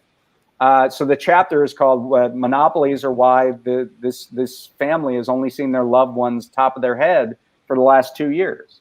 So and it also always freezes. It's not good. It's barely functional, and there's no incentive to fix it because they're the only game in town. There are only two companies, GTL, Global Tel Link, and Securus, who provide these services, telecommunications services. And you only get one in each prison. And, if it's not like you have a choice, you can switch to Skype or something like that. You only have this as an option. And so, what incentive do they have to fix the service and make it any better? And of course, they charge a lot of money, where they get rid of in-person service, which is free, and they give you visitation service, but they don't give it to you. You have to pay for it. So, that chapter, I think, is the logical endpoint of our age of monopoly. It just shows you where everything is going. And so thank you for bringing up that chapter, because I'm particularly proud of that chapter, because I think it brings in all of these various issues. Yeah, I didn't realize that it was so recent because I thought I was just being slow, but it's July. Wow, I feel extra on the ball. Yeah. And anything else you want to make sure? I will take. Yeah, it's great. You can write that in your blurb. Publicity for the book at any time. Like Yeah. it can be July, it can be August, it can be September. It does not matter. The best book. The best book that's since July. You can say that. The best book I've read in the past 60 days. Just kidding. At least. Right. It can actually make it even shorter. Yeah. Anything else you want to make sure that we get to talk about? Really appreciate all the time you. Well, I'm good. We're going to have obviously coverage of the Republican convention at the Prospect this week, and I'm going to be doing, I do a daily column about coronavirus called Unsanitized that I've been doing for a while. It's a newsletter. It comes to your email if you want it. You go to our site and sign up for it. There you go. More publicity. And that's it. Just prospect.org. Great. And what was I going to ask you? Can't remember. But okay, awesome. And I will look at that list. Maybe we'll read that list. Hold Biden's feet to the fire with all those, with that grand listicle. But yeah, thank you so much. And check out the book. It's great. And thanks for coming on. Thank you very much. Yeah, thanks, Katie. And thanks, Jack. All right. Before you go, one thing. Oh, no. Well, we're going to have to answer the question about whether we're going to get another 12. What was the question? Oh, the another $1,200. I'll answer it. Right, I don't think so. I don't know. Maybe right before the election. Depends on how the polls look for Trump. Yes. Yeah, that's actually very true. Yeah. Let's see. Polls look for Trump. I want to thank Red Pill for the $5 and the message with love from Antifa. Cool. I want to thank Murphy. I'm not sure what this is referring to. They're good, not that good. Thank you, Murphy. All right. I'll write this to David also. Anthony wrote, there was a verified recent video from local Grand Rapids, Michigan reporter sorting machines destroyed in parking lot. Union Press of Detroit says machine took. I will ask about that. Thank you for what else? Garage Japanese. Oh no, that's old. Sorry, that's it. All right, that's it from. I was taking screenshots. Smash the like, guys. Smash the like. Smash the like if you're here. Yeah, you gotta do that. Smash the like. Smash the like, subscribe, and all that stuff. For God's sake. So I thought we could talk a little bit about. You guys have a new Patreon episode. I haven't listened to it yet on Struggle Session. We're gonna be doing a fan cast of Lovecraft. We're gonna be doing watching it every week and talking about it over at the Struggle Session podcast. Oh, you should have me and my mom on. We should. I don't know if you saw this, but I did a little bit of live tweeting the other day. Oh, I did. I noticed that you had asked me and Leslie if we were going to watch it, but that's as far into it as I got. I'll tell you what happened. We should have you. We should have you on because we're going to be doing it every week, I guess. Yeah, well, you definitely should because my mom and my dad and I watched. So there's been one episode so far? Yes, I think it was just last week's episode. Oh, great. We just did our episode of it. I don't really care about spoiling it or whatever. I actually. Oh no, wait, I have. Let's try to be. Okay. I was talking about spoiling. Oh, your episode. My podcast. Please I was talking about spoiling my. Nobody cares. Definitely go to Patreon and join that. But yeah, do not worry. But yeah, no, I actually, we watched the Watchmen show, and I really didn't like the Watchmen show. Yeah. We had to watch that for Struggle Session, but I kind of like this show. I like a sci-fi. I like. It's been a little while since HBO had one of their big budget sci-fi shows that I actually liked. I didn't like Watchmen. I didn't like Westworld or any of that stuff. So now I'm kind of like, okay, if this can be like a good science fiction show, I'm kind of in. I was actually happy that outside of the first scene, there's not too much Lovecraft stuff in it because I thought it was going to be a little Lovecraft obsessed or something like that. Yeah, I thought it might be a Lovecraft fest, and I was kind of glad to find that it wasn't so focused exclusively on Lovecraft work. Right. Even though I'm like, I don't know why you name it that, but what are you going to do? Yeah, that's weird, right? So can you tell the people about Lovecraft? Because I don't know a lot about Lovecraft. Is a great author, and a horror author ostensibly, who came up with Cthulhu and all this, all these very scary, stories and everything like that. Leslie knows a lot more and is a bigger fan, but I do love Lovecraft's work. He's also like a virulent racist who like named his cat the N-word and stuff like that. Like wrote essays on like how black people. But the cat was actually white, so it was less problematic. Yeah. I have no idea. But he is, he is. So that's what people always will want to talk about with Lovecraft is, that like, he is a problematic figure. He was a racist. He was a racist. He was even like a racist, like of his time. He was like an extra racist, kind of. You know what I mean? Yeah. Not just by today's standards, so if you're just asking me about Lovecraft, it's like you have to mention it. But he is like but he is. The pieces are still some of like the greatest work ever. Like you read that stuff and it just kind of evokes a feeling that I think is kind of unlike anyone else's writing. Like Lovecraft's stuff, is kind of it like works. This is a man who was like afraid of the world or something and like saw the world. I don't know. In some of his work, you kind of get that like feel that like he sees like he like is like in a way like disgusted by the world. He'll talk about like the grime and all that kind of stuff, but there's not like a known like like I thought you meant he had like agoraphobia or something. No. I just mean I don't know, but either way the show is good. It's not really related to Lovecraft except that the character in it like reads Lovecraft more or less, like which is fine. I kind of think that they wanted to do this kind of. And by the way, something's kind of interesting about the book, and apparently, and the show kind of does, grapple with Lovecraft's racist history, but then also it's not really about Lovecraft, so it's just kind of an odd thing. But the show's pretty good. It's like, it's basically just about a black family in Jim Crow South, kind of like in a town where there's magic stuff going on and monsters and shit, like, I like that kind of stuff, so why not? I liked it. At first it was slow, but I don't really like. It's funny, my dad's like, I want to watch Lovecraft. I'm like, what's that? Because I'm with my parents, we're staying with them outside the city, and I'm like, what's that? And I was like, oh, it looks like science fiction. He's like, no, don't worry, it's just the beginning, like that. Because my mom and my dad like some science fiction, but my mom and I really don't, and not in a snobbish way. We just find it boring often. And there was, I didn't like it. I found it like affected at first, but then I actually really liked it. I got into it, and my mom was like, oh, that's ridiculous. She kept saying, oh, that's ridiculous about certain things like the prices and like I actually tweeted. She was visibly annoyed by how implausible she finds many aspects of the show, ranging from ketchup bottles to prices to dialogue to race relations. And then I walked back in the room. I went to the bathroom. I came back in, and my mom was like, "The monsters attacked the crackers." There was an update, which I thought.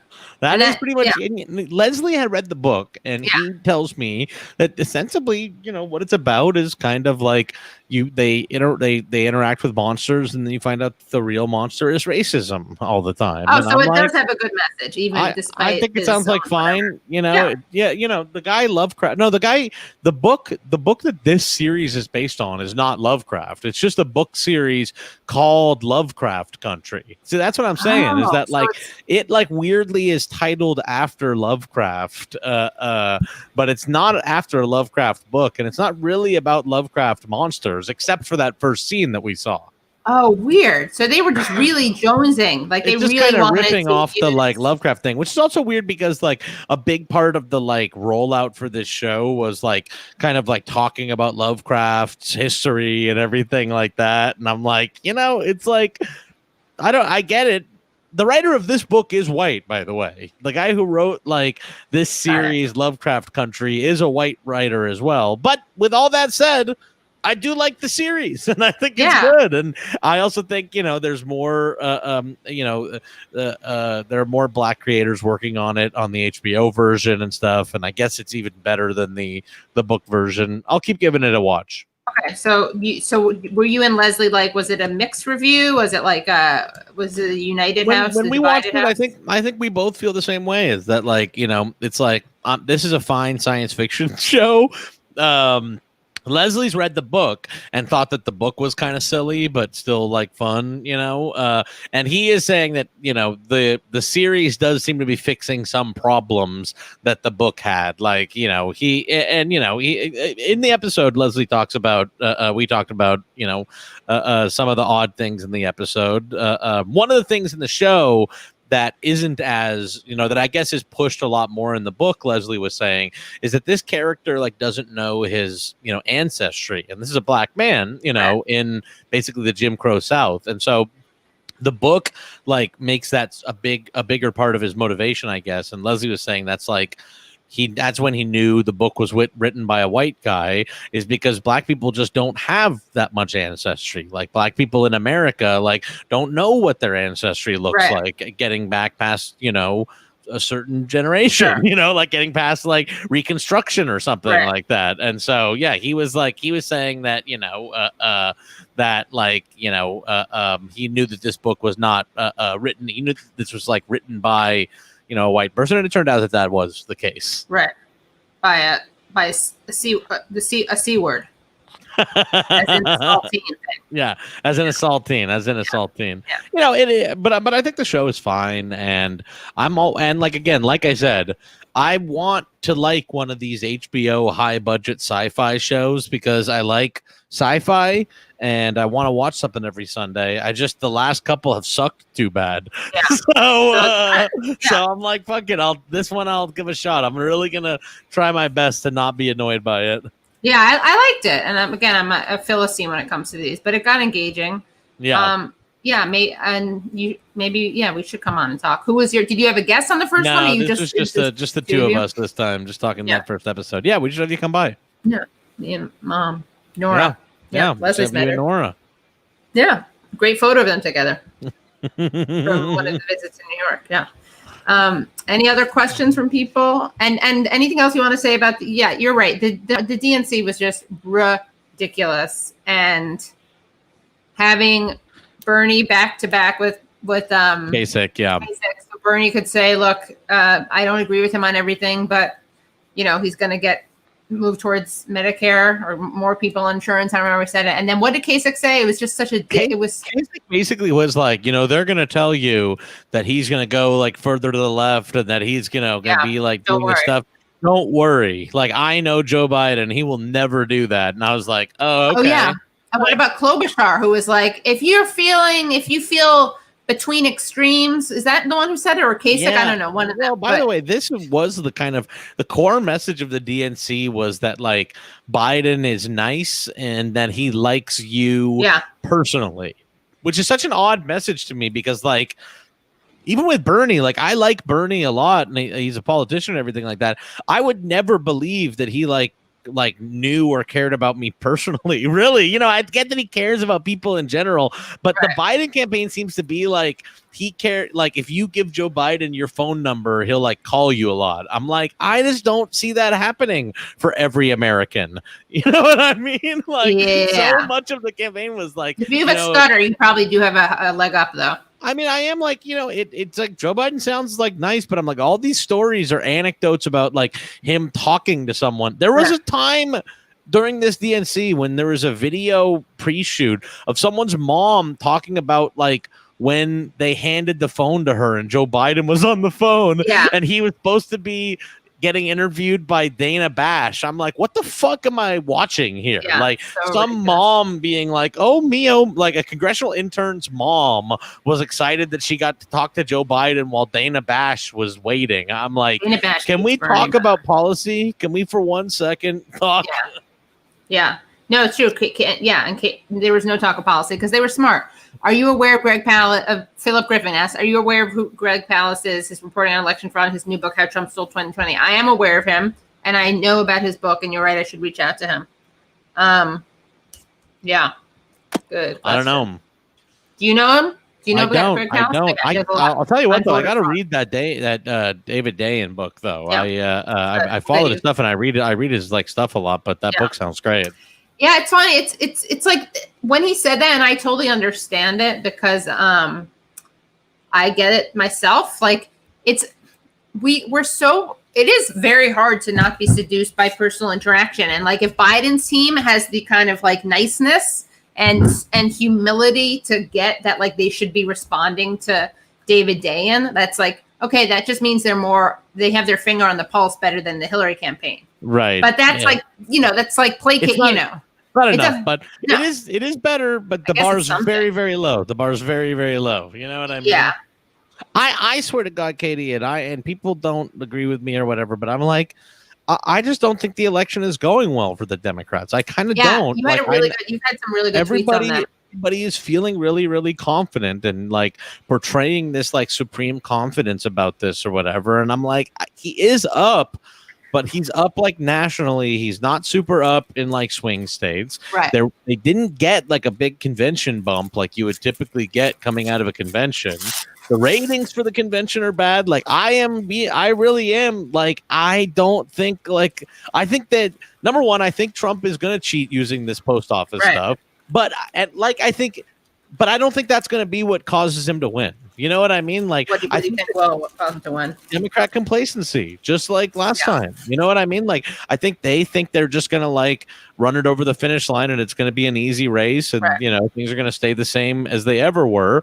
And, I think Trump will try to cheat. I think he probably tried to do a little bit of cheating last time, but what really pushes him over the finish line is like no one trying to stop him. Really, that's what pushes him over the finish line. Did you see this interesting article? People were freaking out because Trump was saying how like black people stayed home because they didn't like Hillary and it helped him. Yeah. And okay. The funny Trump thing is that he was saying that they like him. They like him. Yeah. So of course that's like. But that is actually Trump having an understanding of like how electoral politics works. Well, yeah. I mean, that's the thing. It's like his Trumpies, his like narcissistic twist on it is like, oh, because they like me. It's like, okay, well, they don't like you were right that they didn't like Hillary. And yeah, of course it helped you. Like, yes. And then it's like it's supposed to be a huge, I guess the point is he said it in front of civil rights leaders. Yes. I guess that was, that's also Trump's whole thing is just like saying it out loud. You know what I mean? Like, that's what it always is like the same fucking, it's like he really is worse. He really is worse, as far as like, just the dumbness, to be honest with you, like that's the thing that like makes me so scared about him. But like as far as the policy and everything like that, he most of the time is just like saying the quiet part out loud, and that's like usually what people find most upset about him. Yeah, I agree. Yeah, this DNC felt very, very like a loser's DNC. Right. Like the Obama speech, while he's a very good speaker, it felt like a concession speech. Like it had the tone of seriousness of like a concession speech. Huh, you think so? That's interesting. I really did. I felt like it had this like kind of like heavy and sort of, it was not like a hopeful or sort of like, hopeful. It was not a hopeful tone. Like we cut at the end of it to like him just like standing there like in silence or whatever. Like this is Obama saying how we're going to win, but feeling like we're going to lose is what it felt like to me. Like, and by the way, everybody, like they kept saying throughout the whole DNC, they're like, Trump's trying to fuck with the post office. So what we need to do is everybody send your vote back in like today. Right. I'm like, is this actually the plan? No one is sending their fucking votes in today. Right. No one did that. No one did that, even though Michelle Obama said to do it and everybody said she's such a good speaker or whatever. He is, no one is sending in their ballots here in August. So I don't know. I'm like, I don't know what the plan is. Like Obama seemed to be like, this is really bad situation and like there's going to be a lot against us and we really got to get out there and vote. So good luck, everybody. Like, yeah, it did have a gravitas. I mean, you could say, well, no, he wants it to have a gravitas, but I know what you're saying. And that what you're saying resonates in the chat clearly. Also, Michael Williams writes, so the Biden campaign tells you in a nice way to go screw yourself when you ask about Medicare for all. True. Yeah. They send the email back. Yeah, they don't ignore you. Right. Brian Frederick, Democrats already blaming Russia. That's true. We can definitely make sure to see that. And then, of course, there's going to be other stuff, I think, with Trump blaming China for anything. Oh, and you know what else, though? You know what, Katie? Do not discount after this election happens, the Democrats suddenly blaming China. for Trump winning again. I've already seen there already is a little bit of that stuff. You've already seen like Biden will say stuff like China actually wants Trump or whatever. Like if Trump wins, like this whole thing of like, this is just trying to like drum up anger at whoever is like the current national enemy. Like we're gonna forever hear about foreign nations interfering in our elections. Snarky Y2K, don't worry. Thank you. That's very sweet. I have to go to bed. Don't want to make it look like I don't like the show and I'm leaving. I have to get up at 5 a.m. to go teach. Good for you. Go teaching. Good for you. Yeah. Someone wrote, Mark writes, how do you want your racism? Trump : well done. Biden : medium rare. That's true. Yeah. Jason Newton writes, Republican National Convention viewership will be 3 times what the DNC was. I do think it's going to be quite I think it will be huge. Trump's going to speak. They're saying Trump is going to speak every night at the RNC. Oh, really? Yeah, there were rumors that Trump was going to speak every night, or like that, normally they make appearances every night, but like, Trump is trying to do more than that. I'm like, he's going to crush them. And also they're not going to I'm sorry, I got distracted by someone in the chat being upset by me saying like too much. And listen, it's a verbal tick. I do it in place of or whatever. Yeah, I do and I do like from California. It is what it is. That's life. It is what it is. I gotta say like because I'm trying to think of what to say. Don't like shame. It's not infinite. I can't just have the words every time. I do a lot of I can't just have them every time. I forgot what I was saying. But yes, I do think that they're gonna crush them in the ratings. And the Democrats did this weird thing where they just tried to televise a Zoom meeting that was just as boring as their normal procedural meetings. And I don't think that that's what the RNC is going to be like. Oh, now that you're allowed to do, right? Aren't the producers of aren't the Apprentice producers doing it? That's what they said. That like he's working with Apprentice producers, which I wonder what that means, because whenever they say that, I try to look up if it's like Mark Burnett, but I don't know who is it the folks that like produce the day-to-day shoots for The Apprentice, or is it Mark Burnett? Yeah, it could be like a gopher or an intern. Yeah, exactly. I don't know. Yeah. I don't know who's still working with Trump from the world of reality television. Yeah. And what else do you expect from the RNC? I expect, here's the thing. Biden appeared at like a high school library, and then like at like an auditorium or something like that. We're going to see a lot more of like the White House in Trump's RNC. Like they're already saying he was going to do his acceptance speech from the Rose Garden. We're doing like newly manufactured. The newly manicured. Yeah. That everyone is so upset about. Yeah. Oh my God. Kurt Eichenwald was like he was like going on like a full on xenophobic like race rant. Yeah. It was really beyond. Yeah, it was ridiculous. What did he say? Hold on, let's bring that up. He deleted it. He deleted it. Oh, but he deleted it? I think I screen grabbed it. But I think Melania is like an immigrant. She's only been here for 20 years. How dare she come in and like destroy like what real Americans built? I'm like, oh my God. I know, I couldn't believe it. It was like, where was it? Okay, he tweeted, "It is destruction of our history. Something no other first lady would have the gall to do. This is the first time I've been furious that FLOTUS is a foreigner. She has no right to wreck our history." It's so stupid. Anyway, well, how are the wildfires, by the way? The fucking air sucks over here. I'll tell you what. Like, already it's been hot, and you're not supposed to go outside for Corona and everything like that. But now you go outside, and it's just dry and awful. My breathing is bad. And I'll tell you what, Katie, we might have major cities burn here. Really? And the really fucking tragic reason why is because we're running out of slave labor prison firefighters because of COVID in the jails. This is true. It's really fucked up. We, this is like, happened because under Kamala Harris, of course, here in California, we do this thing where we use prison labor to fight fires out here. We use prison labor to fight fires out here. That's been what we've been. So essentially, we're talking about like Kim Kardashian's house is going to get burned down, and so people are sent out being paid like 60 cents an hour or something like that to fight fire while they're in prison for like marijuana possession or something like that. Major cities might burn this time because we actually do have a shortage of firefighters because there's too much COVID in the prison system, and we don't have enough slave labor to go send out to fight the fires. So terrible. Pretty awful. Pretty fucking awful. By the way, that's in liberal utopia, California here. Right. This is where like they would be like, wow, it's like it's Kamala Pelosi land, like the ultimate liberal paradise. Yeah, where we care about the environment and, awful. And freedom and Did you hear this about Claudia Conway?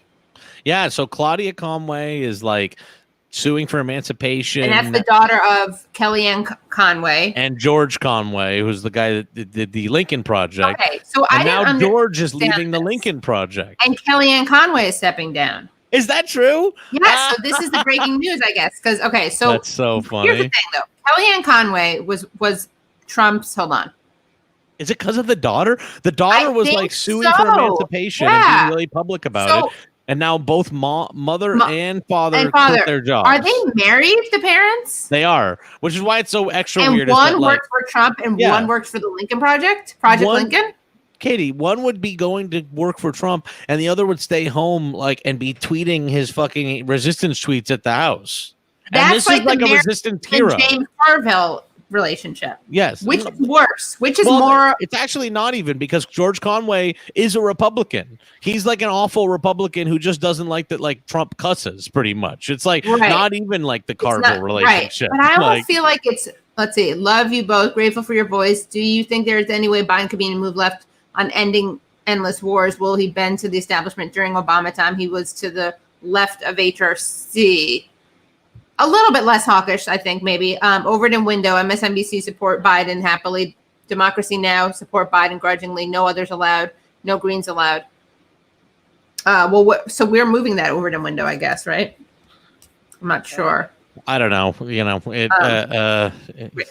But yeah, I think that is really weird. So the daughter called her mom here. Can I just share this? I think we got to share this, by the way.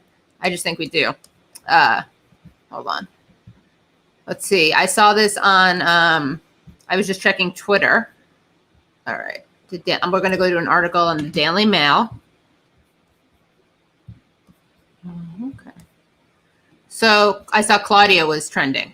So, all right. Claudia Conway, 15, is officially pushing for emancipation from her parents after saying Trump advisor mom Kellyanne ruined her life and labeled her mother selfish and only after money and fame. Wow. So this was published. When was this published? Tonight? This all happened tonight? This is all going down tonight.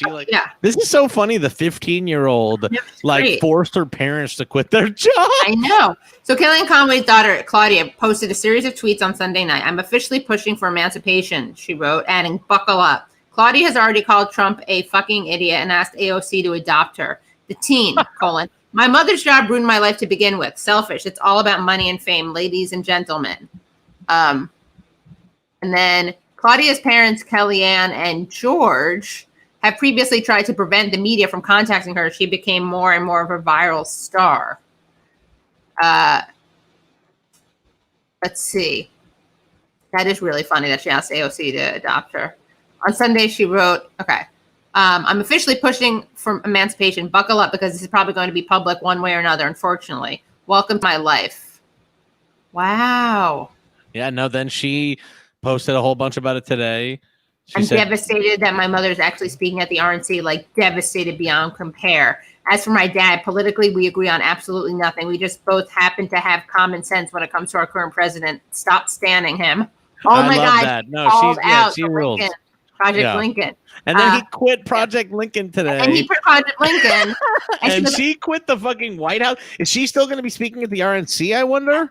No. Because I've been using social media as an outlet to express my passions, individuality, and to shed light on some hardships. I've been vulnerable for a reason. Thank you for supporting me. I'm a savage, lol. I'm aware. And yeah, so then you got then we have oh my God. Wow. The teen added, I've been using social. Okay. Yeah, sorry, I already read that. Oh, then there was a video was deleted on TikTok. Oh, that's so sad. Look at her and the mom and her mom back in happier days. They look very happy together. Kellyanne is really scary. So then, what happened? Oh, she made a TikTok video. See, I don't understand kids. A teary Conway makes a peace sign to the camera. She lies in her bed with mascara rolling down her face from crying. You think you can hurt my feelings? Lol, my mom is Kellyanne Conway, she wrote. Wow. Wow. The video then moves on to others who answer. You think you can hurt my feelings with the likes of, I've been 6'2" since I was 12 and I was 4'10" my freshman year. So this is like a thing. Okay. Oh, wow. There are all these TikToks.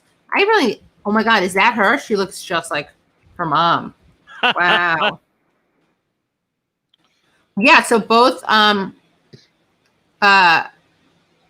shit. So then George Conway, one of the founders of the anti-Trump political action group, the Lincoln Project, told journalists in July they did not have permission to contact his daughter. Yeah, well, they don't. That's life. I do not consent to any communications between you and any of our minor children, including our daughter. Life, though.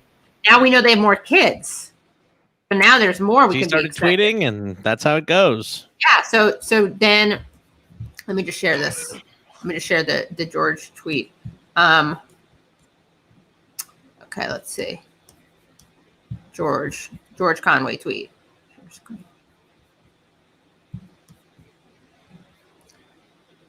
Okay.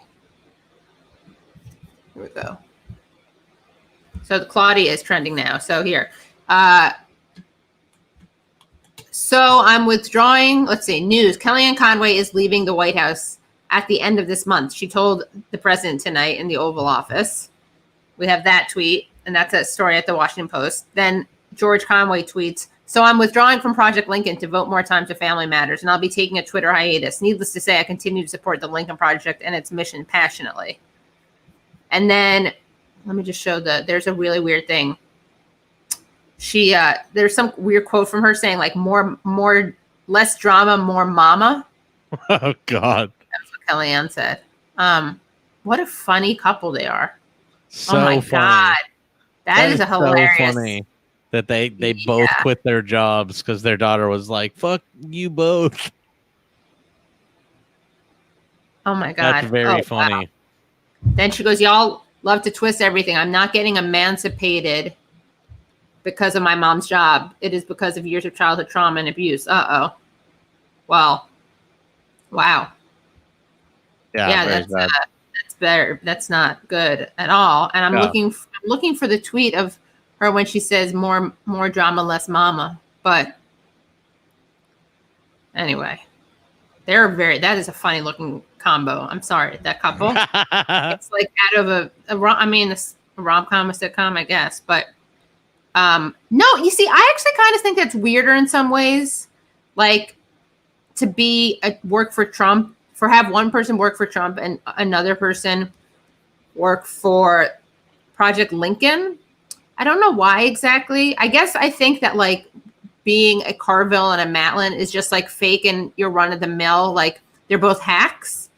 But the Lincoln Project thing, like I feel like that would be more awkward political disagreement. To me, Katie, it still to me is the same bullshit. It's just a way to like profit off of both sides of the Republican power structure that exists right now. It's like, here it is in Republican politics right now. Either you like go in with Trump or you don't.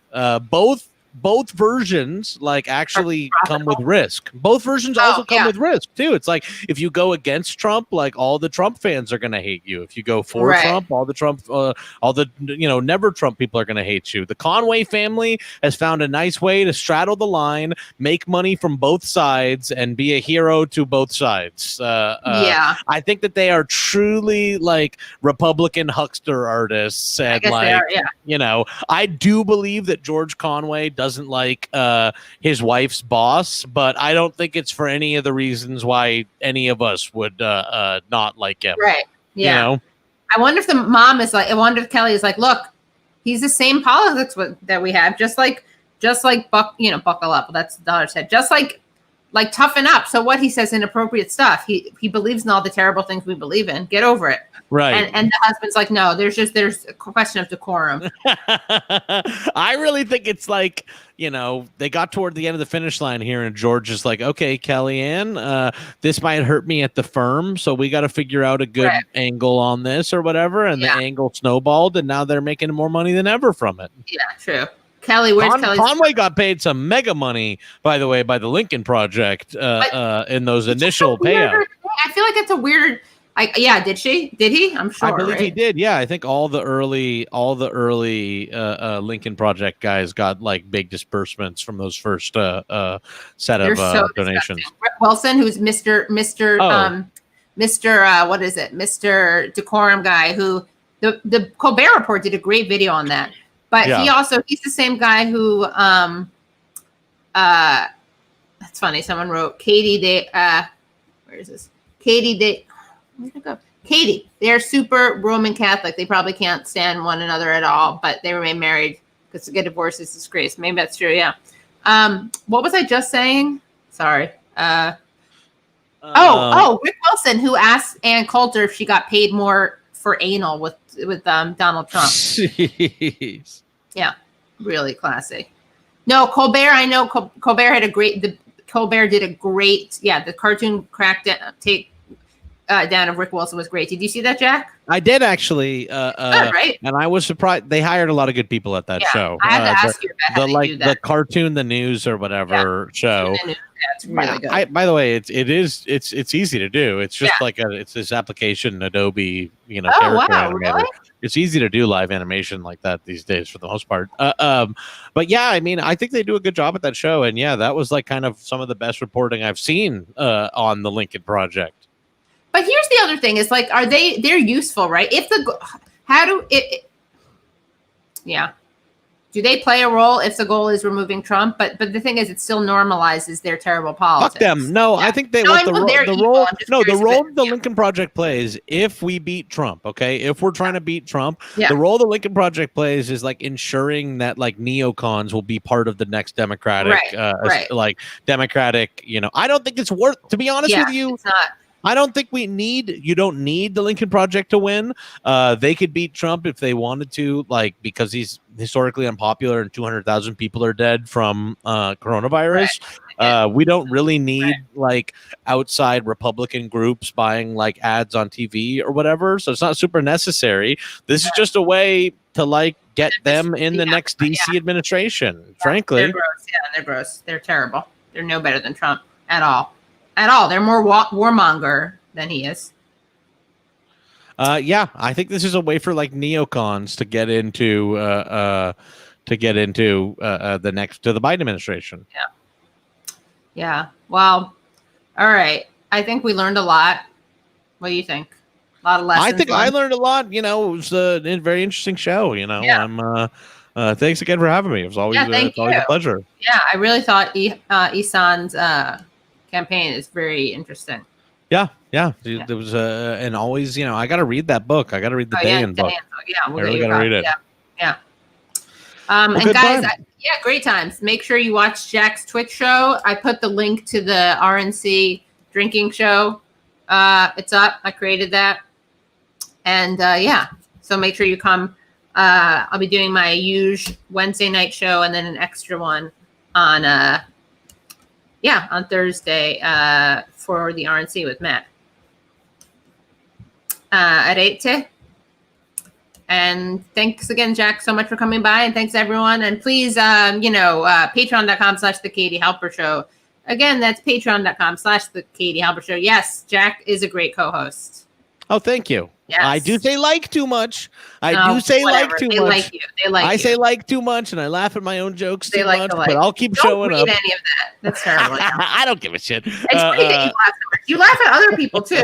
You're not like a terror. Yeah, I'm the opposite. It takes a lot for me to laugh, and Anyway. Well, good times. It's always fun. I'm just messing around. Good times. I know everyone's like, just one person said that. I know. Well, that's what it's like. I know. That's what it's like. No, I'm just fucking around. It's always fun. The D10 is so big. R. Spencer joined the resistance and will vote Biden and straight Democrats. You see that? Right? Richard Spencer did say he's going to vote Biden. No, are you serious? He said liberals are more competent, clearly. Wow. I know. It's pretty wild. I mean, he's not wrong. 19 hours ago, he said, I plan to vote Biden in a straight Democratic ticket. It's not based on accelerationism or anything like that. The liberals are clearly more competent people, is what he says. You think he's just afraid of getting into war or something? I have no idea. I think Bannon should join the resistance and pretend that his funding. I think I said this on Rising with Crystal Ball. Intentionally a scam? Well, that it was trying to defund the wall. Yeah. Oh, funny. The resistance would welcome him with open arms. Yeah. I made a fake Indiegogo like in 2015 to try to rip people off. It didn't work as well as the Build the Wall. This was when they were banning all the Confederate flags and all the conservatives were mad about that. So I made an Indiegogo for like Confederate flags made in the USA or whatever, and I got $65 and I just pocketed it and I never responded to anybody's like letters, like emails about it. They would email being like, when's the flag coming? And I just never responded to anything, and I pocketed the money. Is that not illegal? I guess I found out when Biden when Bannon got arrested this week, I was like, oh, maybe that was illegal. Right? But, what about your fund for Horse Whisperer? Well, we raised a lot of money for Bernie through the Horse Whisperer link, and most recently, I have been awarded, and I am the sole U.S. trademark holder for the term Horse Whisperer, spelled the same way that guy does his account. And Twitter has a process where you can like get the account of a trademark you hold, and everything's being held up right now because of like Corona and everything like that. But I did submit the like process to be like, someone is squatting my trademark at Horse Whisperer. Oh my God, he's great. And that guy is like the best. If people don't know who he is resistance grifter extraordinaire. And I think do you think he wanted people to think he was a black woman or a black man? I definitely think people thought he was a woman for a long time. So but yes, I definitely think like not a white guy, not a white guy. Right. Yeah, he's a Rachel Dolezal, but on gender and race. Yeah. A straight white man. We'll see what happens, though. I haven't gotten through the process, but I do have my certificate here somewhere.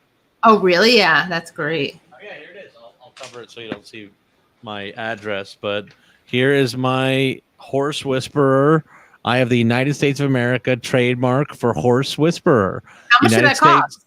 Like $75, but it took like 6 months. It takes forever for them to get to it. I mean, you cost you $10 because of the $65 flag project. Yeah, that's true. It did ultimately in the end. Yeah. Wow, that's really funny. Wow. All right. Well, thank you so much, Jack. Yeah, thank you for having me. Always good to talk to you. I'll see you later on. All right. Bye, guys. Bye. Thanks so much for listening, coming, watching, all that jazz. Like, share, all that. Oh, yeah, Brian Williams did quote a Horse Whisperer tweet. In fact, I'll put in the article that mentions Jack.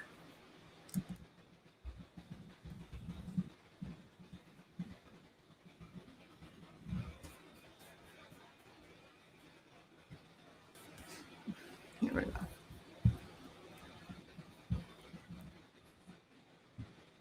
go. By Keith Spencer. They're such a funny looking couple, Kelly and her husband. They are hilarious. This is the Horse Whisperer. All right. Oh God, these anti-Bernie trolls are so funny. Yeah, see you guys soon, Wednesday and Thursday. Bye.